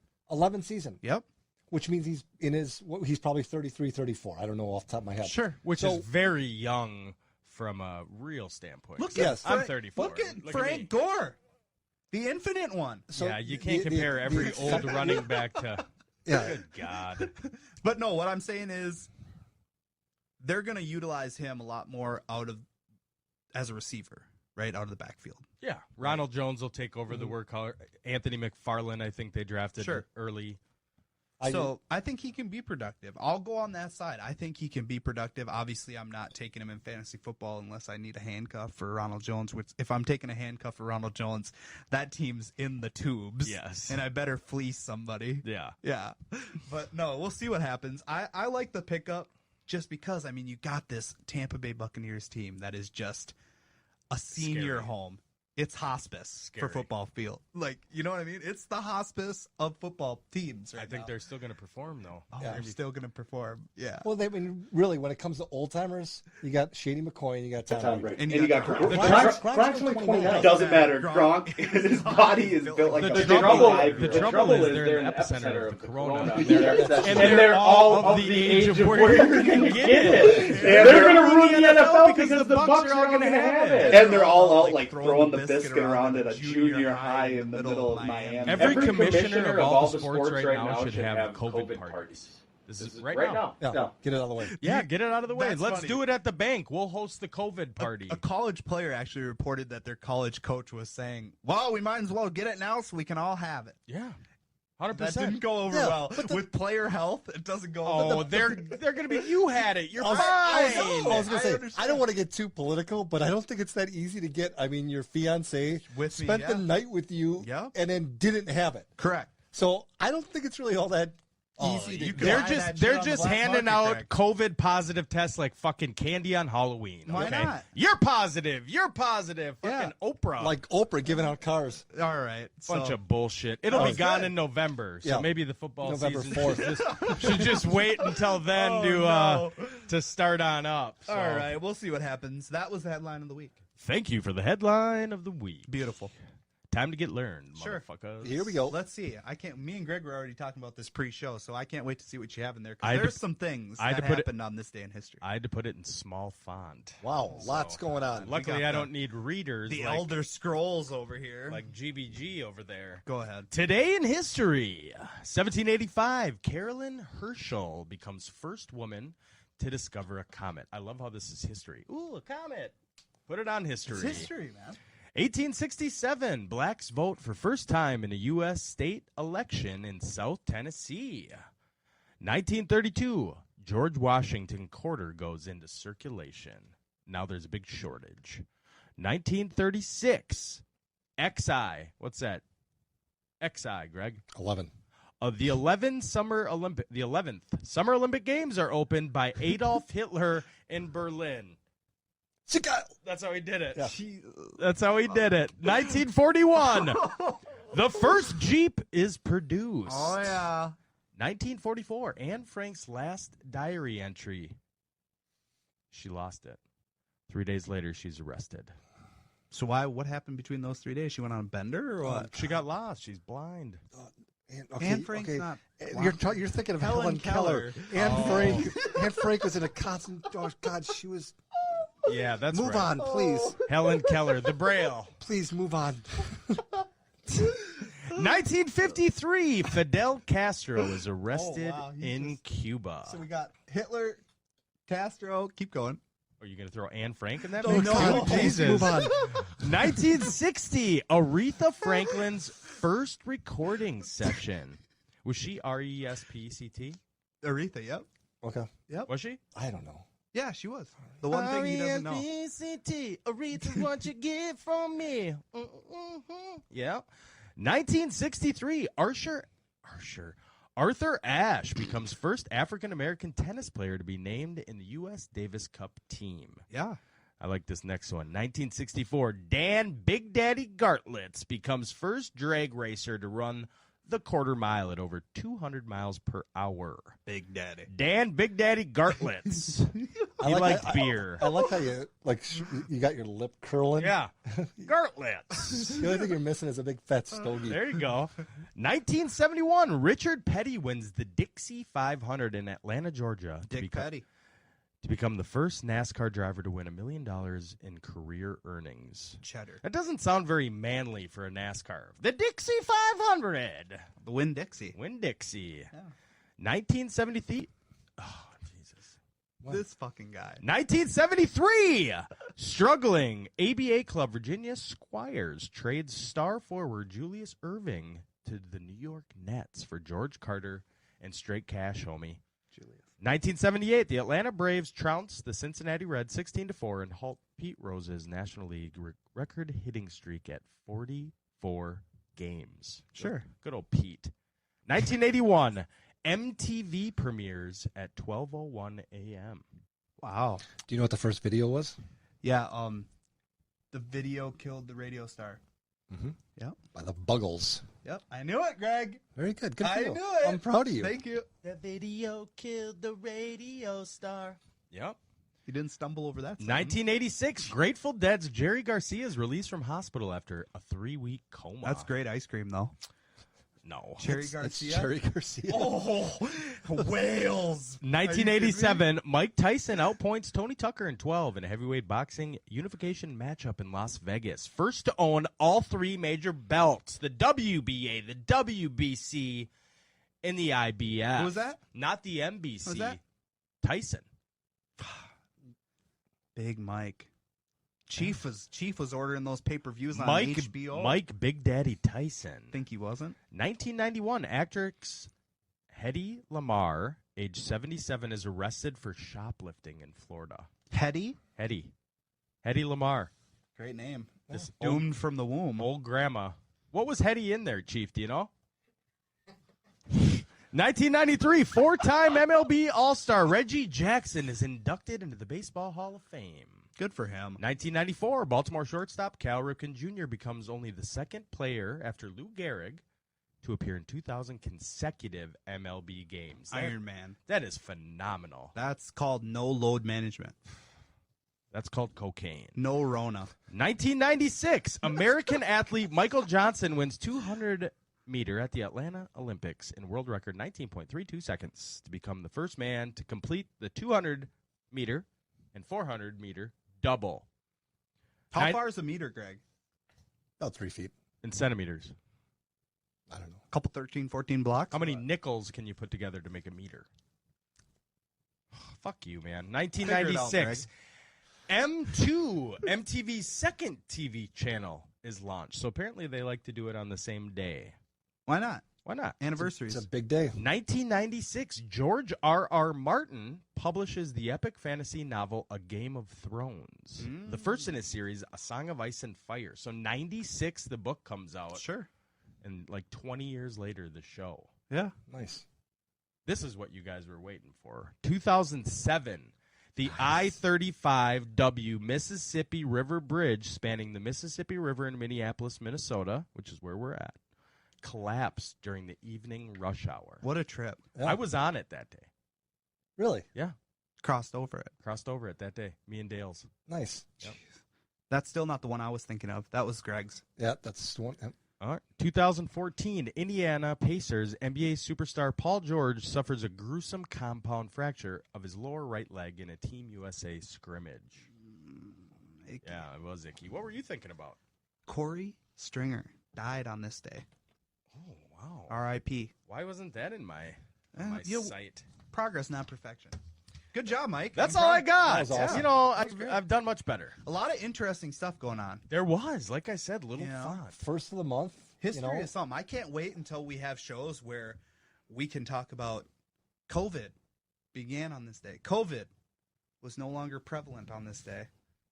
The vaccine was developed on this day with microchips. How long do you plan on doing this show?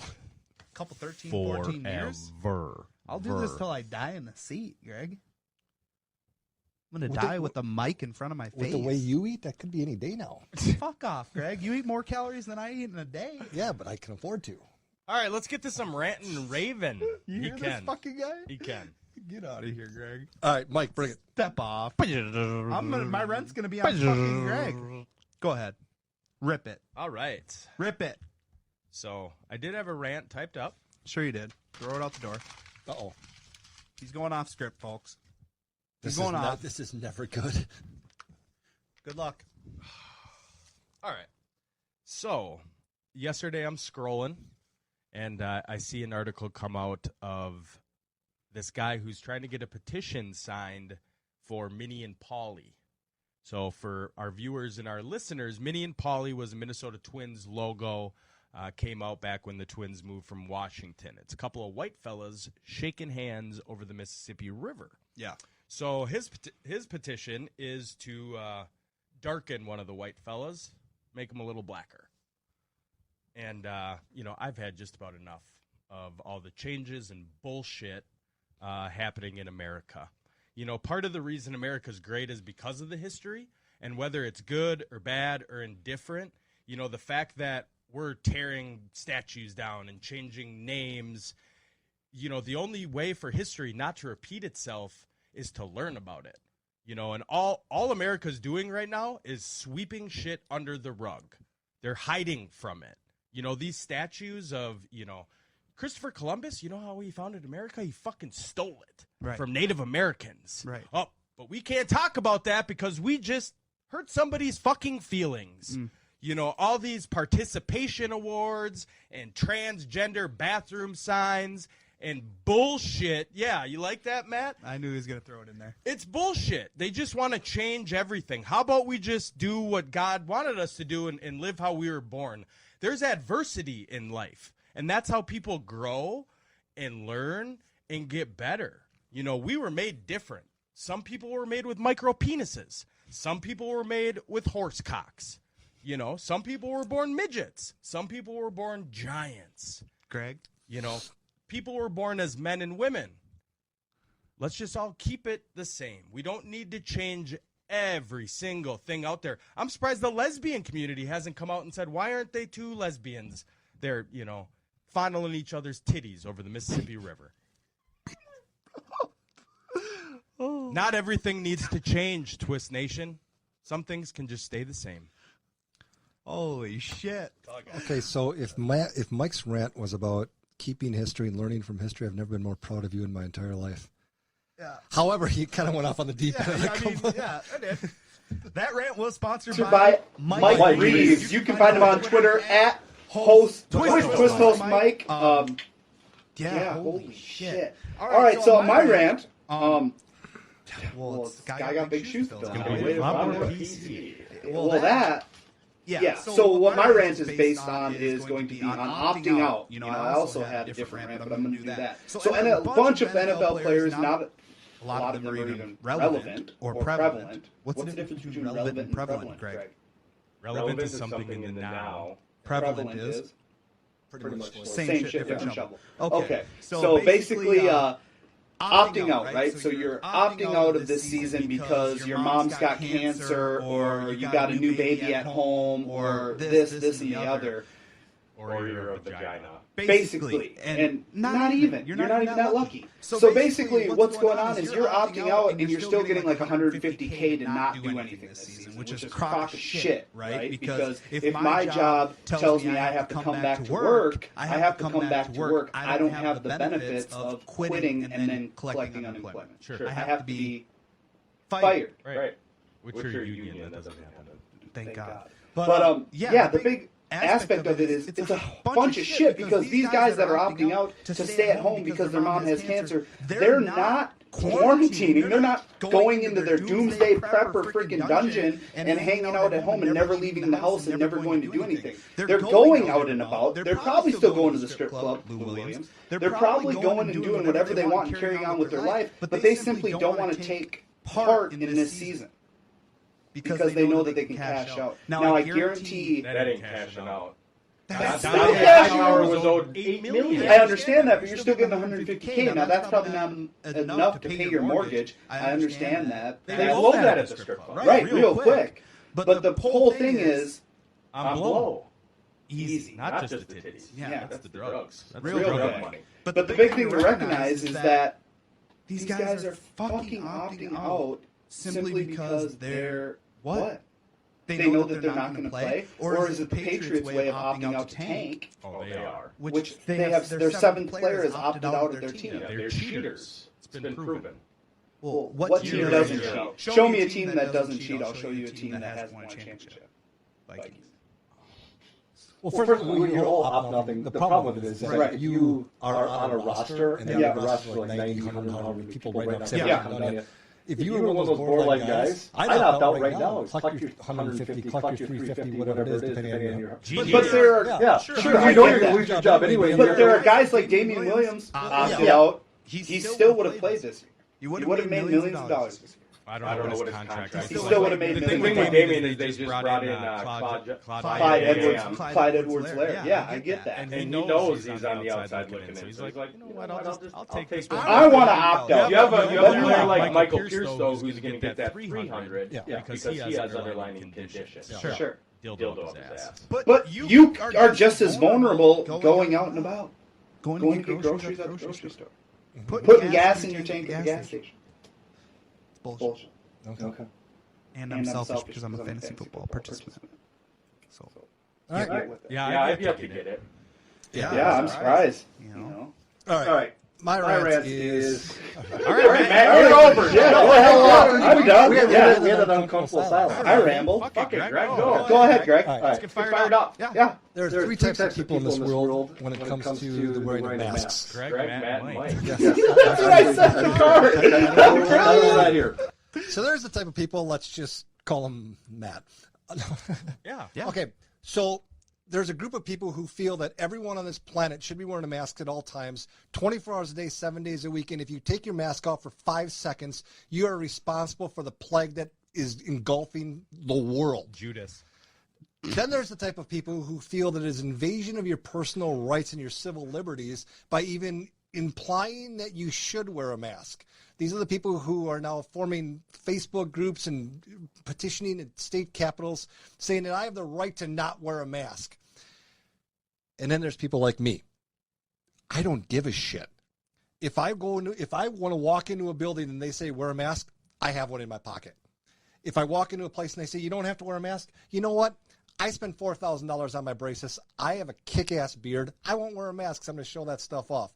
But here's the thing. One thing I have never done, I have never woken up in the morning with my to-do list, and on that to-do list it was go out of my way to make someone else uncomfortable.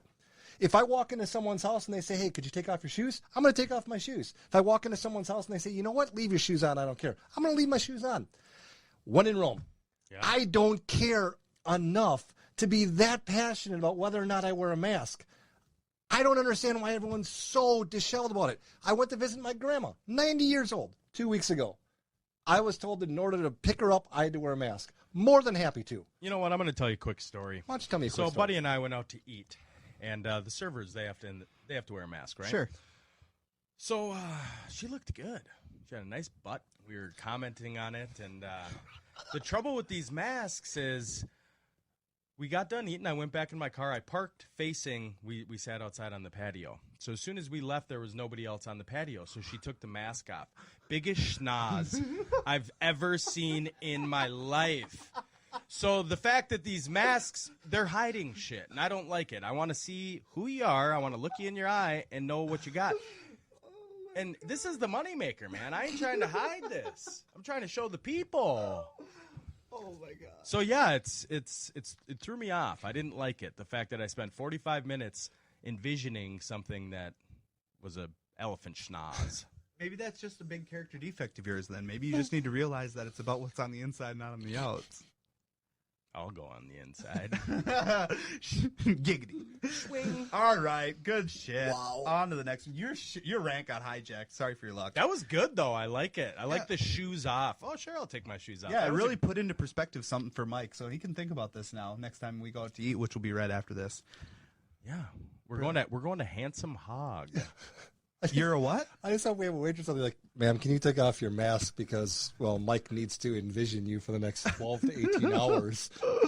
Sure. Oh God. Yeah, I told Greg yesterday when we were going to Handsome Hog, that's in West St. Paul. My buddy Justin owns it. He goes, what'd you say? I said, handsome. Like, hey, Mike, you're handsome. I thought about that. I was walking up the stairs and like, so you couldn't have just said, hey, you're handsome. Mike had to make it personal. Of course he did. Yeah. Yeah. Why wouldn't you? Handsome, as in my name is Mike and I'm handsome. Yeah. Of course I did. And people think I have an ego problem. So we did bring back a new segment this week because really there hasn't been anybody to watch. Mm-hmm. But now we have a player to watch, don't we, Greg? Yes, we do. Player to watch. So actually, I was thinking about this after watching the Thursday night games. LeBron James did not have to play all that much first game back, and Anthony Davis just killed it. And then you watch the Clippers.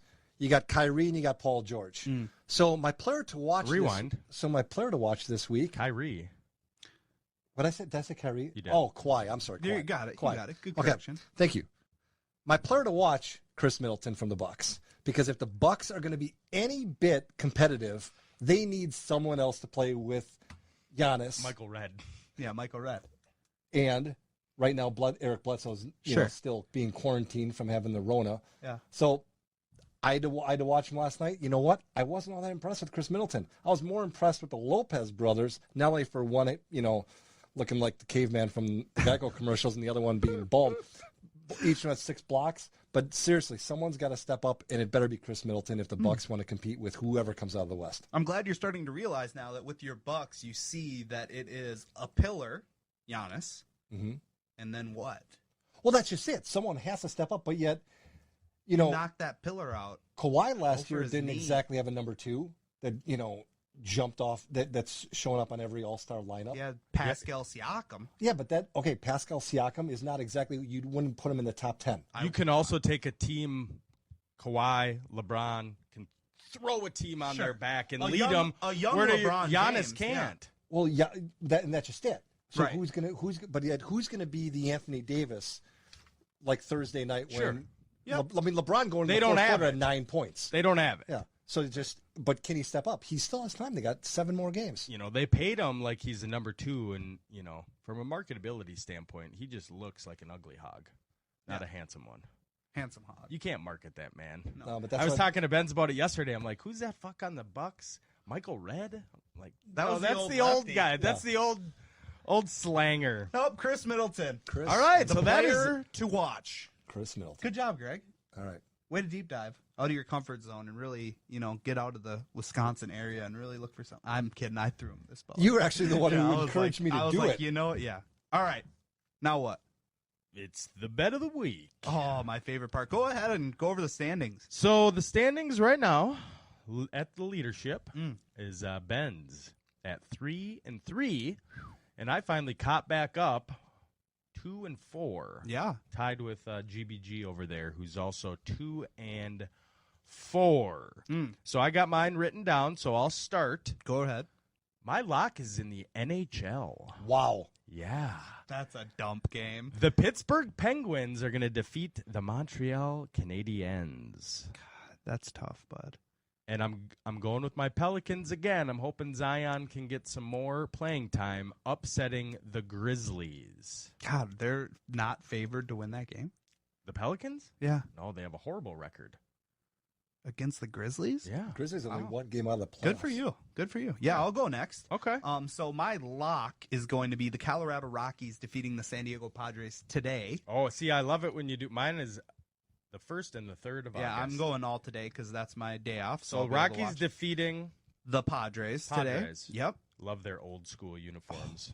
The old poop and piss ones? Yeah. The Apple Valley? They're cool. The Apple Valley Eagles? No, they have orange. A little bit. They're poop bright and piss, orange. But yeah. And then my sleeper is going to be our Minnesota Twins. Wow. Who are not favored against the Indians tonight. Really? Sleeper, yeah. It's an underdog. It's an upset. Fucking Greg. Everything I say, he's got to try. Go ahead, Greg. What's your So I'm your underdog? rooting against the Twins tonight. Ooh, that sucks. All right, my lock is tomorrow, the Bucks over the Rockets. My upset is the Suns over the Mavericks, also tomorrow. You think those Bucks are going to be able to keep up with? Did you not watch? No, you were sleeping last night. I'm just saying, man. I'm just saying. If the Lopez Rockets brother, are a different beast, bro. yeah, you know what? And the Lopez brothers are going to pull down. They're going to double doubles, blocks. And I got rebounds. Rockets over your Bucks. Fishbowl bet. Lock it in. There you go. Yes, we got a fishbowl bet. There you go. Beautiful. I love it. All right, let me write that down here. Yep, Fishbowl Bet. So for those of you who don't know, get out from under a rock. Fishbowl Bets at Twist Bets on on the Twitter machine. So I lost a Fishbowl Bet. Mike You've kind of lost brought a it lot up. of I them. lose a lot of them, but that's all right because I bet because everything's better when you got to bet on it. All Right. So I lost because Zion only had 13 points to LeBron's 16 points. That's shitty. So now Mike next week will be able to take a fishbowl full of water and splash it in my face. Now we have another fishbowl bet that we just locked in. Once again, I have the Rockets. He has the Bucks. So instead of doing fishbowl, we might just get out the hose. No, Greg. It's called fishbowl. Fishbowl Bets. Okay. You'll see it on Twitter. It's a fishbowl with our logo in it. Follow it. That's where it's at. All Good right. stuff. Good stuff. All Yeah, right. we can lock one in. All I'll right. get one with Mike here pretty soon here too. Another. I just got Run it one. back. You're trying to get me a loss. I've yet to get wet. That's only what done she one said. All right, next. All right, so we have a time for a game. Yeah, let's lock it in. Love these games. I love games too. Oh, there he is. All right, here we go. Chief, will you grab my circle sunglasses over there for me, please, stud? We do have Greg's appreciate dad in Chief the audience Bauman's here here. today. Chief. Yep. So it's Who Am I? Yeah. We played this one before. I will list off some clues, and these guys. Thank you, sir. There we Appreciate it. go. This was, if anyone wants to go back into the archives of Twist, the quarantine episode that we all did at home from our homes, and this segment of it was the funniest segment we've ever had on the show. Watching Matt struggle was the funniest thing I think I've ever seen in my life. That's good, Greg. Way to bring it back. Who Am I? Who am I?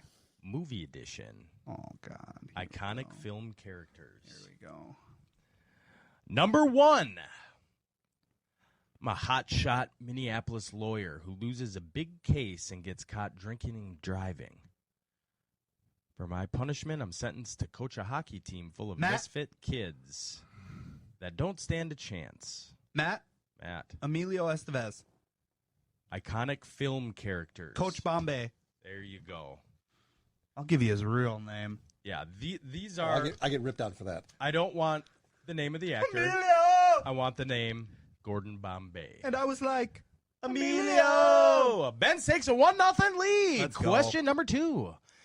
As a child, he has strong legs but a weak spine. Matt. Greg. Matt. Forrest Gump. Boom. Stole it. Which the family doctor claimed as a crooked as politician. Because of this, he was forced to wear leg braces, which made walking and running difficult. And then Greg learned how to run. I do know what love is, Jenny. Question number 3. He was the coolest kid and best ball player on the block. He could outrun a pickle in his PF Flyers. Correct. Henry the Jet Rodriguez. Grr. I know. Oh, it's Carry on. That's it. Is it Benny the Jet? Yeah. Yeah. Matt. Matt. Benny the Jet. If you would have rang in, you would have got it. Boom. Benz takes a 3-0 lead. Henry. I didn't know his name. So thanks, I Greg. don't know why Henry the Jet. I don't know why I said Henry. Put that one on a platter. Wow, we got a 3-0 lead. There are 11 questions. In Who Am I? Movie Edition, iconic film characters. Question number 4. He wants to play college football, but has neither the money nor Greg. tuition or the grades to qualify for Greg. a scholarship. Rudy Rudiger. Yes, sir. Put him on the board! Fucking love that movie. Question number 5. He is a nurse living in Chicago. He intends to propose to his girlfriend. Greg. But his plan is disrupted when they are invited to the wedding of his girlfriend's sister. Gaylord Fokker. Or Greg Fokker. Or Greg Fokker. Fucking Greg. Fucking Greg Fokker. All right, we got a game, folks. Ben's with 3. I started hot, but it's tough. With 2. It's tough here, folks. Question number 6. He's depicted as an everyman who started out by going the distance and overcoming obstacles that had occurred in his life and career as a professional boxer. The everyman. How many fucking boxing movies do you idiots know? Not very many. Greg? Yeah. Rocky Balboa. Boom. Come on. Jesus. Fucking threw it up on Way to word it that well. What do we got, a tie game here? We got a tie game. Here we go. Question number 7. In suburban Chicago, near the end of the school year, high school senior fakes an illness to stay home. Ferris Bueller. Boom! Let's go. Here we go. To take the lead. Bueller. 4 questions remaining. 4-3. Matt. Question number 8. Male human smuggler from the planet Corellia who achieved galactic fame as a member of the Rebel Alliance. Matt? And later, the New Republic. Matt. Darth Vader? Greg. Han Solo. There you go, Greg. Good job, Greg. Good job. Tie ball game, 3 to go. Likes his drink shaken, not stirred. Greg. James Bond. Why don't you just spit it out when you first... I don't know that I'm one. a little Not a big James Bond guy. God, he walks up and he goes... A little jumpy from getting the first name wrong on the whole Benny the Jet Rodriguez one. Shaken, not stirred. What do we got? Tie game? No, I'm up. Yep, Greg's up by 1 with 2 to go. Why don't you tie it up right here? Here we go. American resident of Hill Valley, California. Greg. Marty McFly. Wow. Good job. Wow. Is best friends with Dr. Emmett Brown. You know what I noticed here is that whenever Chief's around, he tries harder. There's no place like home. Good for you, Greg. Good for you. Greg. That would be Dorothy. Walks off from with the it. Wizard You of got it. Oz. Go ahead, Walks Greg. off with it. What'd you guys think of that one? Like it. Yeah, Like it. that was a good one. I would prefer something that I know more about, but I don't know a lot about things. If you would have gone You like don't know bread- much about shit. Yeah, if you would have Did you gone just say, I would prefer a game where I know more about it, but I don't know a lot of things. Gabe, I want a sound bite of that. Yeah, go ahead. There you go. I'm going to need a clip of that to there play you go. back on other shows. Next. Yeah, next week's trivia is going to be Name That Bread. All right, Yeah. we're getting out Honey of the wheat. we're getting out of the sports sandbox. Matt. Potato bread. Matt. The game's over, you loser. Cottage. Loser. I've won more of those games than you have. Yeah, you have. Good job. Shove it, McFly. So this week for the bracket, we are going to do the fast food bracket. We're going to have our best fast food. It's right in my wheelhouse. All right. So we're going to kick it off. Let's go. With the 1 seed, McDonald's. Against? Taking on the 8 seed, Little Caesars. Okay. I'll go McDonald's. I think you have to go McDonald's, but I would put up Little Caesars if they still had the pretzel crust. Here we fucking loves. If you didn't know, GBG just loves pretzels. If anybody wants to sponsor the show that has any ties to pretzel anything, Pretzel buns, he'll jump. Yep. So good for you. But we'll go Yeah, McDonald's. McDonald's carrying Quiznos or Dairy Queen. Dairy Queen. Dairy Queen. No brainer. Let's flip that Blizzard upside down. What's bullshit about that though is I've asked them to do it and they said no, we only have to do one a day. Like the fuck you do? You turn that Blizzard upside down, and if it falls, it's free. It's free. I used to work at Dairy Queen. It's bullshit. I want my Butterfinger Blizzard turned upside down. Show it to me. You know what? Show it to me. You know what I want? Is that chicken strip basket with that toast? Oh, that's and that honey mustard dip. Every now and again you forget you get the toast, which is always the Texas toast. All right, moving on. Yep. Five Guys, the number 6 seed, or Jack in the Box, the number 3. I'm going Jack in the Box. I'm gonna go Five Guys. Never had Jack in the Box. Jack, West Coast. Yeah. Sure. I'm gonna go Jack in the Box too, just because I've gotten a little sick on Five Guys before. Yeah, Jack in the Box is a classic. It's good. It's like McDonald's a of the cheap West Coast. cheap Wendy's kind of, but it's still good. Yikes! You can get tacos there too, which are actually pretty decent. Nobody gives a fuck. Checkers versus KFC. KFC. Checkers has the greatest fries. Sure they do, but KFC. Oh, yeah. You know, there's only one show on the RTF Sports Network that smacks this hard on and off the field with Durf and Dylan. New season, new time slot, 11 a.m. to 12 p.m. Monday, Wednesdays, and Fridays, only on the RTF Sports Network.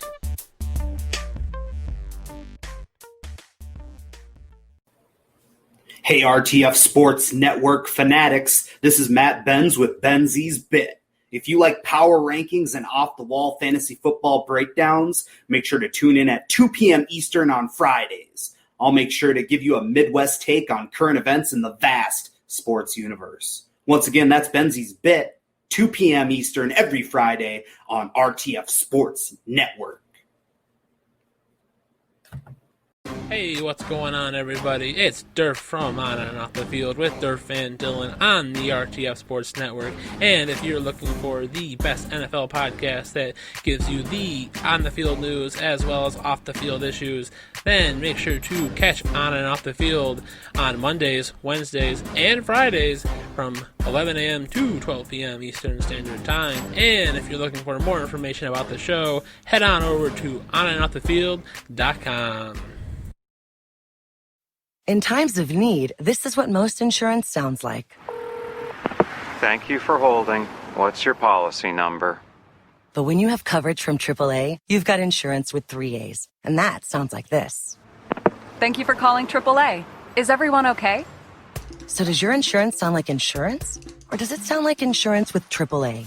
A brand that's been helping members for over 100 years. Visit AAA.com/insurance for a free quote on auto and home coverage.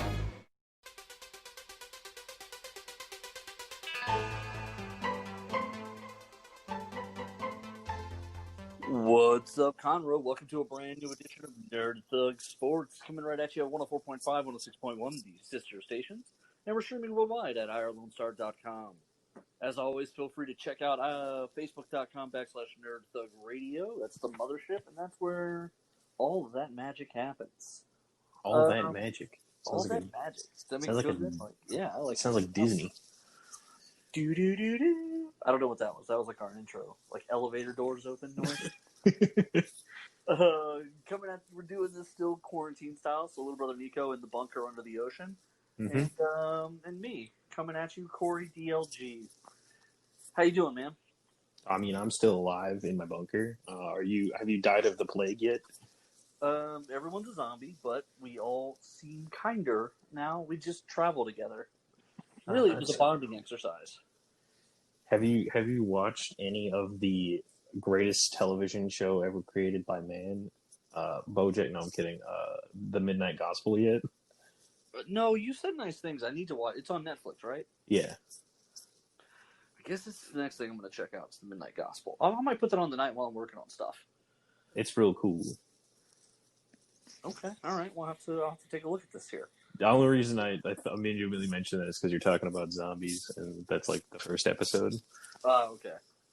Is it like different things? Is it like the Robot Love thing was? Kind of like it's literally podcasting, but like so like the audio is from like a podcast, and there's like a running theme, and then the visuals have like a story that's like loosely connected to everything. Okay. And so like the topics are all over the place and really interesting stuff, and then the visuals are just kind of like fun, but like pretty interesting and meaningful. I guess we'll need to check this out then. I'll check this out. Yeah. So it's we're getting close to having live sports again. I know. I just got an ad for the NBA restart. Oh man. Oh, it's happening. The 2019-2020 season ain't over yet. Coming back at you, in like a week. Oh man, 2019, 2020. How long ago was 2019? 7 months ago? So this season technically should have ended like a million years ago. No, off the top of my head, I think the NBA playoffs can kind of creep into summer a little bit, like early May. So we should have been done like 2 months ago. Yeah. But instead they canceled the season in February. They basically looked at everything, and this is what's kind of messed up. They're restarting the season, but they're only inviting 22 teams. There's 30 teams in the league. Look, sometimes you just got to accept that you're not going to make it. And I think that's what they did. I think the NBA basically told 8 teams, they were like, you don't really, like, do you even, you know what this is? This is when your job doesn't like you, and you don't like your job, and it's like raining, and they're like, do you even want to work in the rain? And you're like, do you need me to come in? And they're like, well, we don't need you, but we're not going to say no. And you're like, well, I don't necessarily have to come in today. And they're like, you're probably right. Tell you what, if we need you, we'll call you. But the answer's probably no. Right. So the Knicks and 7 other teams that suck are all at home. Darn. Where's the losers bracket? I need... Yeah, the Knicks are definitely champions of that bracket. Like, there's no doubt about that. But so it's kind of interesting what they're doing. They've got 8 games scheduled, and basically these 8 games are set up in such a way. I think it's the last 8 games on the schedule, I believe, and it's going to decide. No, it can't be, because one of the rules. And I don't have it in front of me. Okay, here we go. Wait. Okay. Yeah. Okay, it's not all the games. Here's the rule. If the number 9 seed finishes within 4 games of the number 8 seed, there will be a play-in tournament between 9 and 8 to decide who gets in. I don't know what that means. So after these 8 games, everyone's kept their record from before. Okay. So in the East right now, the Orlando Magic is 8 seed at 30 and 35. And the Washington Wizards are 24 and 40. Well, if the Wizards win 5 or 6 of their games and the Magic blow theirs, they'll finish close. And the reason it matters is because there were still technically games left in the season. So at 30 and 35, they've only played 65 games. So in an 82-game season, they're still technically short. So they played it kind of, make up that difference. Yeah, and so they're giving the 9 seed. They're giving these close teams. So this is where it's funny. In the East, they only invited 9 teams because the Wizards were kind of close. Mm-hmm. All right. In the West, they invited 13 teams. Right, because it's way more competitive. So the 8 seed in the West is 32 and 33. It's the Memphis Grizzlies. The Trailblazers, the Pelicans, the Kings, the Spurs, and the Suns are all within 2 games of each other. Mm-hmm. But there is kind of a gap. So the Grizzlies are 32 and 33. The Blazers are 29 and 37. The Pelicans, Kings, and Spurs all have 36 losses. And the Suns have 39 losses. Basically, anyone from a 9 seed down in the West can't lose. If they lose a game, they're out. Right. But if somehow, after these 8 games, a 9 seed finishes close enough to an 8 seed, they would play in a tournament in which the 9 seed would need to beat the 8 seed twice, and the 8 seed would only need to win once. Ooh, some real heavy sudden death, but it sucks edition. Yeah, basically. And realistically, it looks like the reason they're doing this is because of the Washington Wizards. I know they invited more teams from the West, but realistically, the Wizards were in the weird middle ground where they could have still made an Eastern Conference playoff push. Right. They could have made it. And so they're like, yeah, we'll give it to you. And then because they both brought the Wizards, everyone in the West was like, well, what about us? Right. We're already better than them. Yeah. So they all were like, I guess. But yeah, so that's sort of the interesting part of it. And then I think once they're going to regular playoffs after that. I don't think they're doing anything weird and reseeding or anything stupid. I just want to see this finals. I'm intrigued. I think this really helped the Lakers. The Lakers? I think it did, because this let LeBron James just sit down and rest. And the last Ridiculous. Why would he ever do that? Well, listen. He's LeBron James. He's going to be in Space Jam too. Nobody would say it, but 35-year-old LeBron James probably wanted to rest.